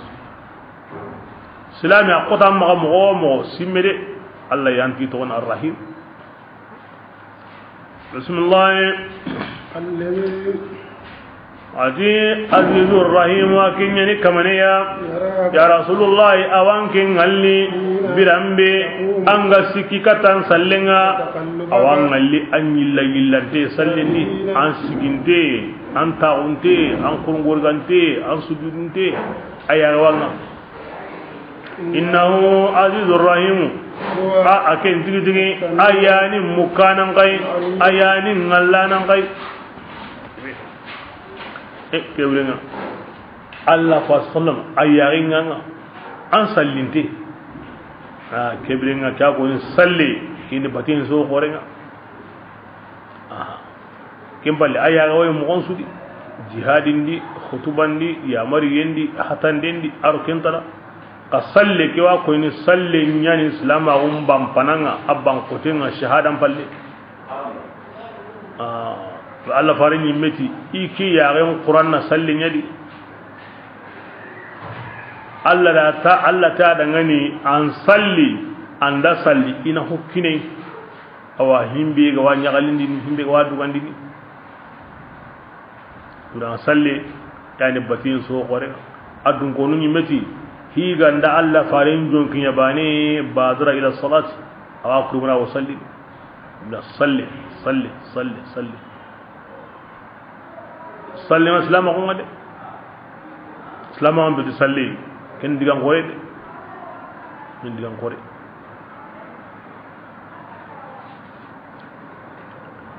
e sharagum motini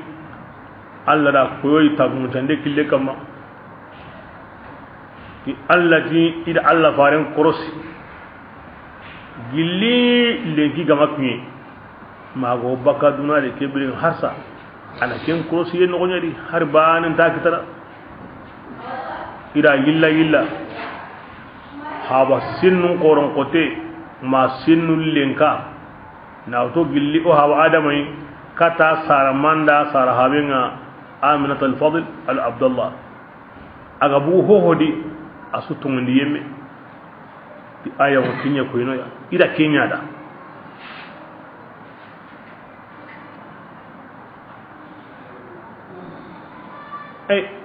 hona ti kebirenga Ibrahima hawani azaru yakinni kafiringa Ibrahima kunna mek tan khamo ida ken jabun hilli hana akoni dengo ti Ibrahima hawatune yani azaruya Ibrahima yimme hawatone tarikh kengo gapundi aw kitabundi islama wulli yankani fam qur'ana ari arabun lada ne kama arabun lada serem pawatune nam pawai indai kimen konni aga danganda ampawa sugena awoni adanganda ampawa na kundu inta konni inta surondini inta kasangundini illa dani nanti kedangi anda ampawa sugena kana konni kemodi yusuna ko tampawa kebira qur'an illa dani kamma kebira an go sene surulla da kamma awajib nan kamma illa dan diga min konni mo amma salam mo anan diga men koni kimmo kama kim palli woti nan diga men masru yimbala aw kitab qasundi nan di Ibrahima hawa yimi me tonni le gamuni tarikh a hawa tugune kinin azaruya bo ke diga men dangi Ibrahima do kinin na bo kinin kahil kini diga mbane jabu hillandi aha ona nya hawa yimesa ba qur'ana ta hawani ama hawa tugune koni ona lada ke togono ona arabun diga mo on togono ahawani basinda kebirenga ikumotuni amanya kahiriya ma alla farin noron bugo halle akindi kata nabillahi ibrahim anya ande ar ibrahim yani sahil gana me ar kenya magimadi kenda ni ibrahim nguna kenda ken sarahinaw kebrenga alla farim bu halla kendi nallo ibrahim di kem pagatin ni aganya kahiriya kebda ama sabati nanta bori batu anya kahiriya ibrahim saren kade abori batenda kahira gonda aborin kanan kawo asbati nanti ken jope ibrahim sarahalla ma ki ijabu hilani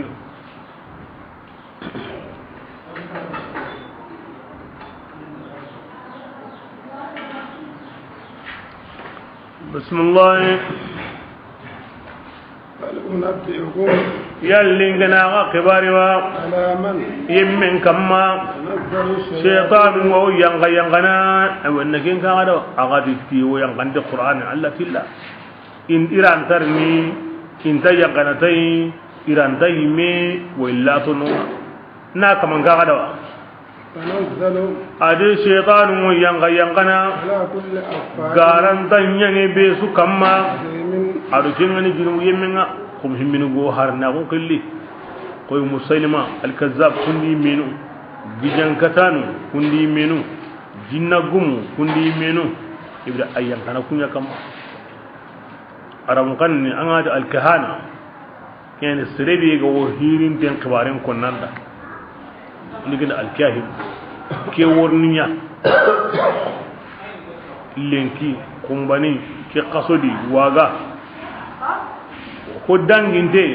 himbe wo ken konna wodi gata al-arraf ipo onta ba himbe ga dangi akenna kenya wallina kanda kuma himbe ga konni mo wodi kana al-arraf sebe go tin go horin ten khibaren tu wodi kana al-kahin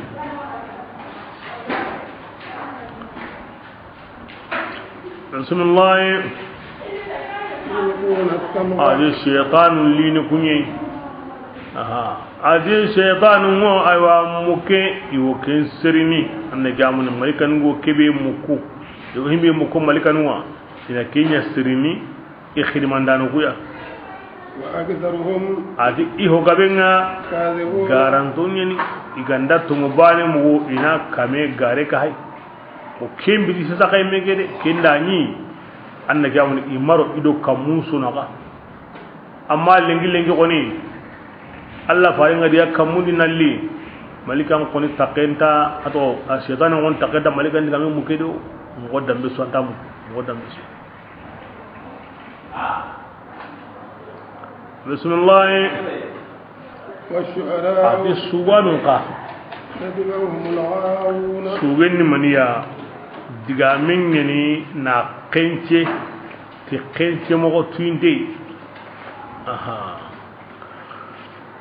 hebe kiyo don disugi diga men kenche ti kenche mo on woya akoni yemo gemme yo me wutunu yo me fitana ndo wona sugi tebran hono nyino kahirnu nyeni yo Allah farin kana wo islama on kana isugendi comme Abdullah Zabari sahamin kinyeni Ubayra su bun Abi Wahabi makhzumi kinyeni Musafi'u Abu Munafar kinyeni Abu Izzata Amr ibn Abdullah Hajimin kinyeni Umayya ibn Abi Salih Saqafin kinyeni wa kusuni sugana qorunye kem pagati arabu nyeni ila digangabe ko Allah farenda salama gunda adu salaminda na igarandi ni gollendi diga men bonondi awa hakada iwoti ni Allah faren wo himbe ko ni sugenye ni wo yimeni suganu ni aywa jamanen qawlun do hintu yimbalinu aywa ikawunde mo kuy ay sugana nga wonno ko noko ahilli hintu yimbalin suda ahilli qawyen suda inda bu no ko be no hakati jamanga wani ke mo Allah diga mu sugen kama na sugen mbugu medi na sugana mbugu medi sugen su begunte he sugana su begunte he sugen su qati gante he sugana su qati gante he ya suge tigante ngadi suge begunte ngadi ko ana diga mu kenni na ken walangala sugen kan ngaren ta ko golle ni way ko qur'an qase ken su kama na ho siren koda na ho biren koda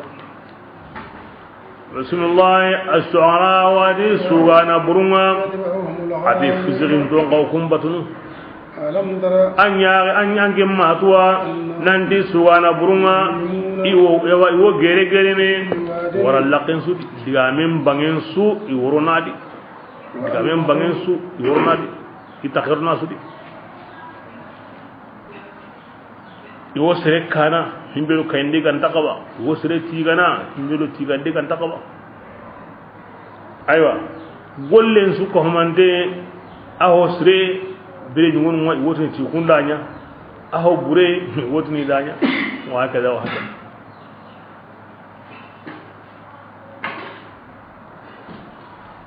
bismillah atanya kan takinya kina nyawo kinga de kenda ngosu ngara bure tunu do kembate ar kay mo honsudi atakay mo honsudi o serno hubre wa annahum adan angani sugara burugo iwo konni me ganta kinyana iwo konni husre i merantanya na huyo konni hubre tida kinya angani mani Allah qatu mu'minunda lima taquluna ma la taf'alun kabura maqtan an taqulu ma la taf'alun ana ho konni mani na to anta kinyana anna ho ko antanya kini bi ko ngam pangade bida sugana burumba an kutuniki bismillah illa alladhina ma ganta yamunyi kunga tongonde igara golle surun golle kunni sugana surunwa bida kunta kundu kunga na himbe tiga ani kendo tiga nan kaba igana himbe begu ani kendo begu nan kaba igawtini ora himbe nya anwani ni imbe anya iwatini ma himbe nya angani ni manya da kuni subhana sirma wa zakarullah ira Allah ta'ala hingo na gabondi isugendi wal madi sugembate wal ma isugemmar idu Allah hinkon naga ibrahim kusreni ida islam undema ida islam nundema ti sugenga a kahir nu na kibe ko fasu nu na himbe ko ini diga mun sagiya iri kallen ko sugenya di imeni kallen ko sugendi kebrenga keti gantende kesreni min ba'di ma ila la wa tambutu bainahum balle ulimu iga bagiya iri tambontu iri kati sugenga e khari tambontu kati sugenga iri lewuti sugenga e khara idu qur'an di sugenga kebra kembiti basiya الله تعالى لا يحب الله الجهر بالسوء من القول إلا من ظلم digamburi konne qurain kama Allah tamunda mati gandan to nyade anmi gandan kallen to kade ati qari faman itada alaykum fa atadu alaykum sulma alaykum sai be ganda baga kai mere aw gemmi agana ga tambon to ka ti homme agara ga to nyati kinga agandan to nyati sugenye ke be nga kenda sugen digandan da nan tambon to kade andam be una megendi ti sugenye adiganda in min sugu nandu qurandi nandu barindi nan pujanda andalen sigindi ti sugenga kebren aw ke modi ayanda koni na qurandi ni sugeni bangu hillay aw kabe bire nyugo aw harami bire nyugo aw digana aywa awanga lakil de an kabana nyam ko min hadith be gari ina ga yugo no paga motendo horenga am pasanda ina no paga sugenga kebrenga kenwo suge begunte nyadi ado sugana begunte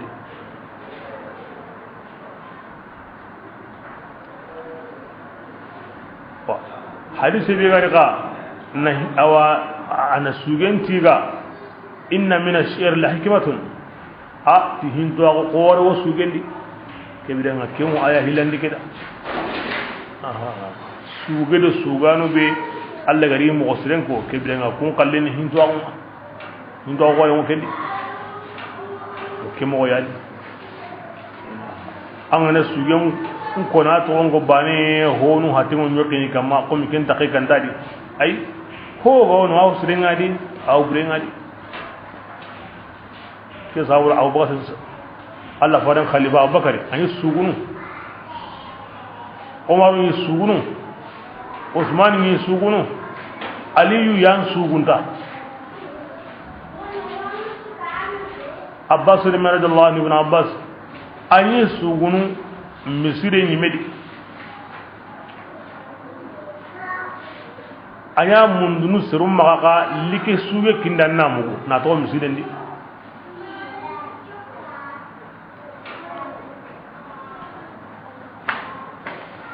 kebira suge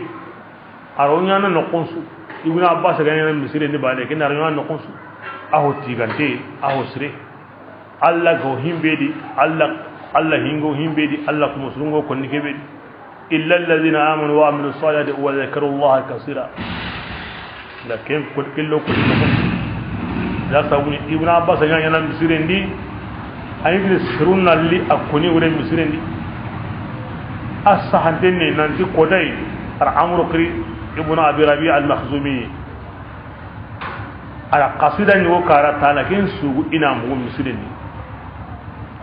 ala qasida ke kada awotin to no tanka be baiti ibn abbas agara mu tarondi tabane asaga sudi tabane fe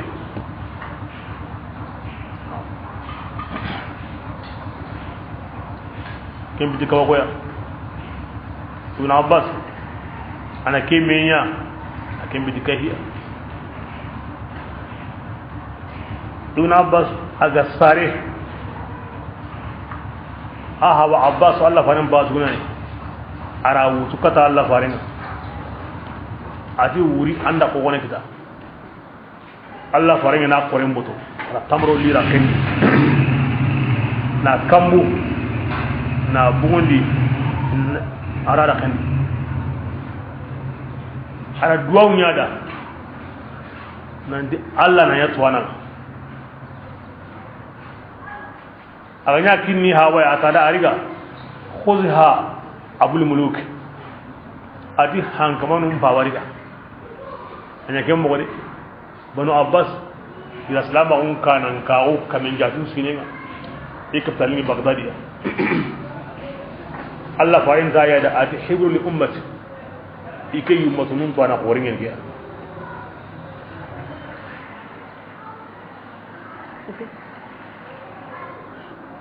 ana kuda muni Allah farin ya duwa wunya da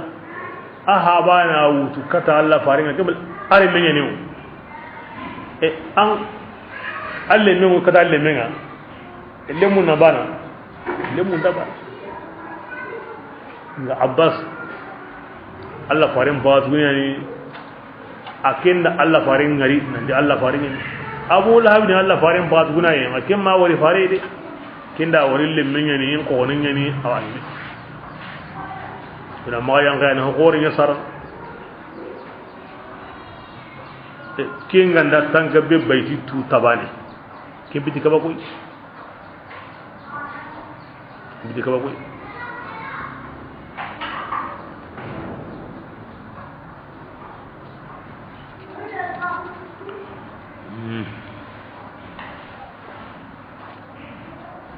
kina dangi Allah sallallahu alaihi wasallam suganu nyamaga bila kebe hilla ka fal ora himbe nu jade siza inna na kan kannen ko awu nu jamanen so haka Allah farin yi qilli aywa itikundu aga takamo imeo sugunu na aya rebundi ni diga mun sagandi wa kamo bani qurayza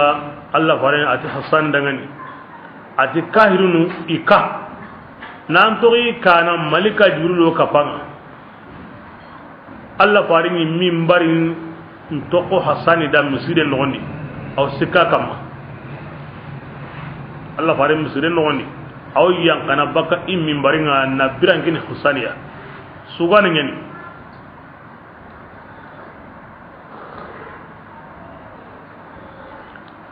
aw wasonoti Allah faringa awati gana aw turkin dinada aw qinin dinada aw taron dinada Allah farin mutin inna Allah yu'ayyidu hasan birihil qudus ma nafaha aw fakhara an rasulullah sallallahu alaihi wasallam Allah subhanahu wa ta'ala aw hasan yidana ti senna pangaji wilu ya na togo aw turkin dini Allah farenda na to aw wasono Allah farinda ay sun ya sugen tangana musiden di ke sugunya wadi Allah ni farin tigaingo keberi ito osir konnengo keberi dinan tigandengo sugeberi kengo konni musiredi Allah farinda ken konnanan sabatin di musirendi sahaba ni nyana musirendi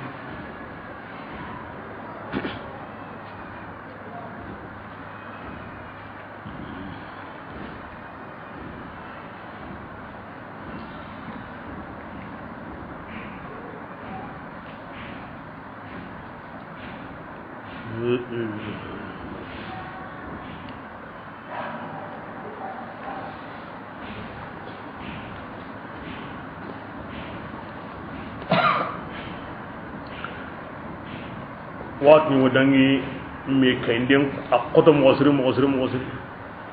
Allah farenda ha asan kari ma kenni sugani ati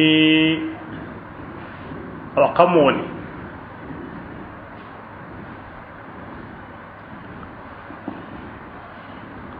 ni to ken no ngabane hasaniro Allah faren digebrenga aywa awaqatin ki wana haren ki ayali agari waqt ke be mawini nan layla na ba watu ko ni gari irike ko ni ken se hembinye ati muhammadun kunati kamane be garan ki fi tomunga ngorni kutu tinne leke komi haten golli nyana ngo haten kutun mo ko be Allah faren tara de ma ko abubakar yana quraysh damben tu dino suya an ko quraysh la mo wori ngeme no quraysh nye kebirenga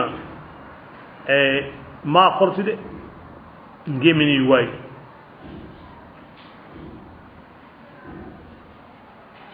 kebirenga yani Allah fasala besudu golle abubakar yana damben tu o keni sugana ni aga naki mi kaindenga anga nakaini moy wori ngeme risu o so kisini no hulani yana tu mo sri ibra kinyekenga akinyekenga abubakar da jingun koyai na danfara nun koyai asagir na Allah ba tinda famu ati ngam bakki do menaga ha ngam bakki do menaga komi yagarunga wo yintem baka mobe yile regentendi ilenga na yiregen indemo to kadi ari musuyesu ya bakati kebe na kute na munyon ko na trenke na yirege na akatu na bi na ya honde nga ngorni munyon ko ni trenke na ngamba kidi nda fam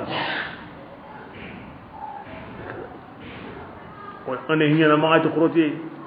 ay wonde am posli ko nde sihana surtout sugana surtout an hobren ko ni an hobbe gonu an wa na himbe tiga a kimbe ko yongo sigoni geni me kamade ke bidanga ngane sihana ngane sugana nga anna kumo onutu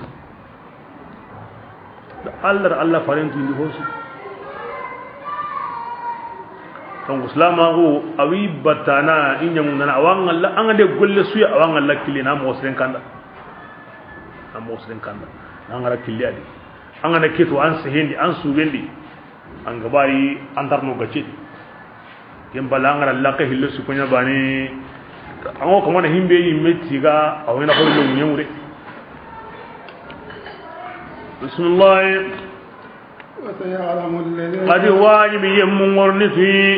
kunga tunyangundi sugen tanani awayilla dingirabe iga walla garni kenga warni kentu na suge buren konnana atrin kandana awallahi ndana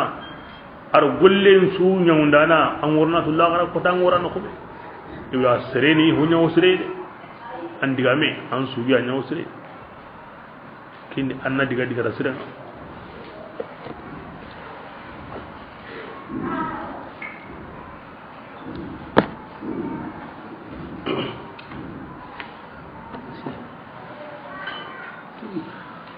والله العظيم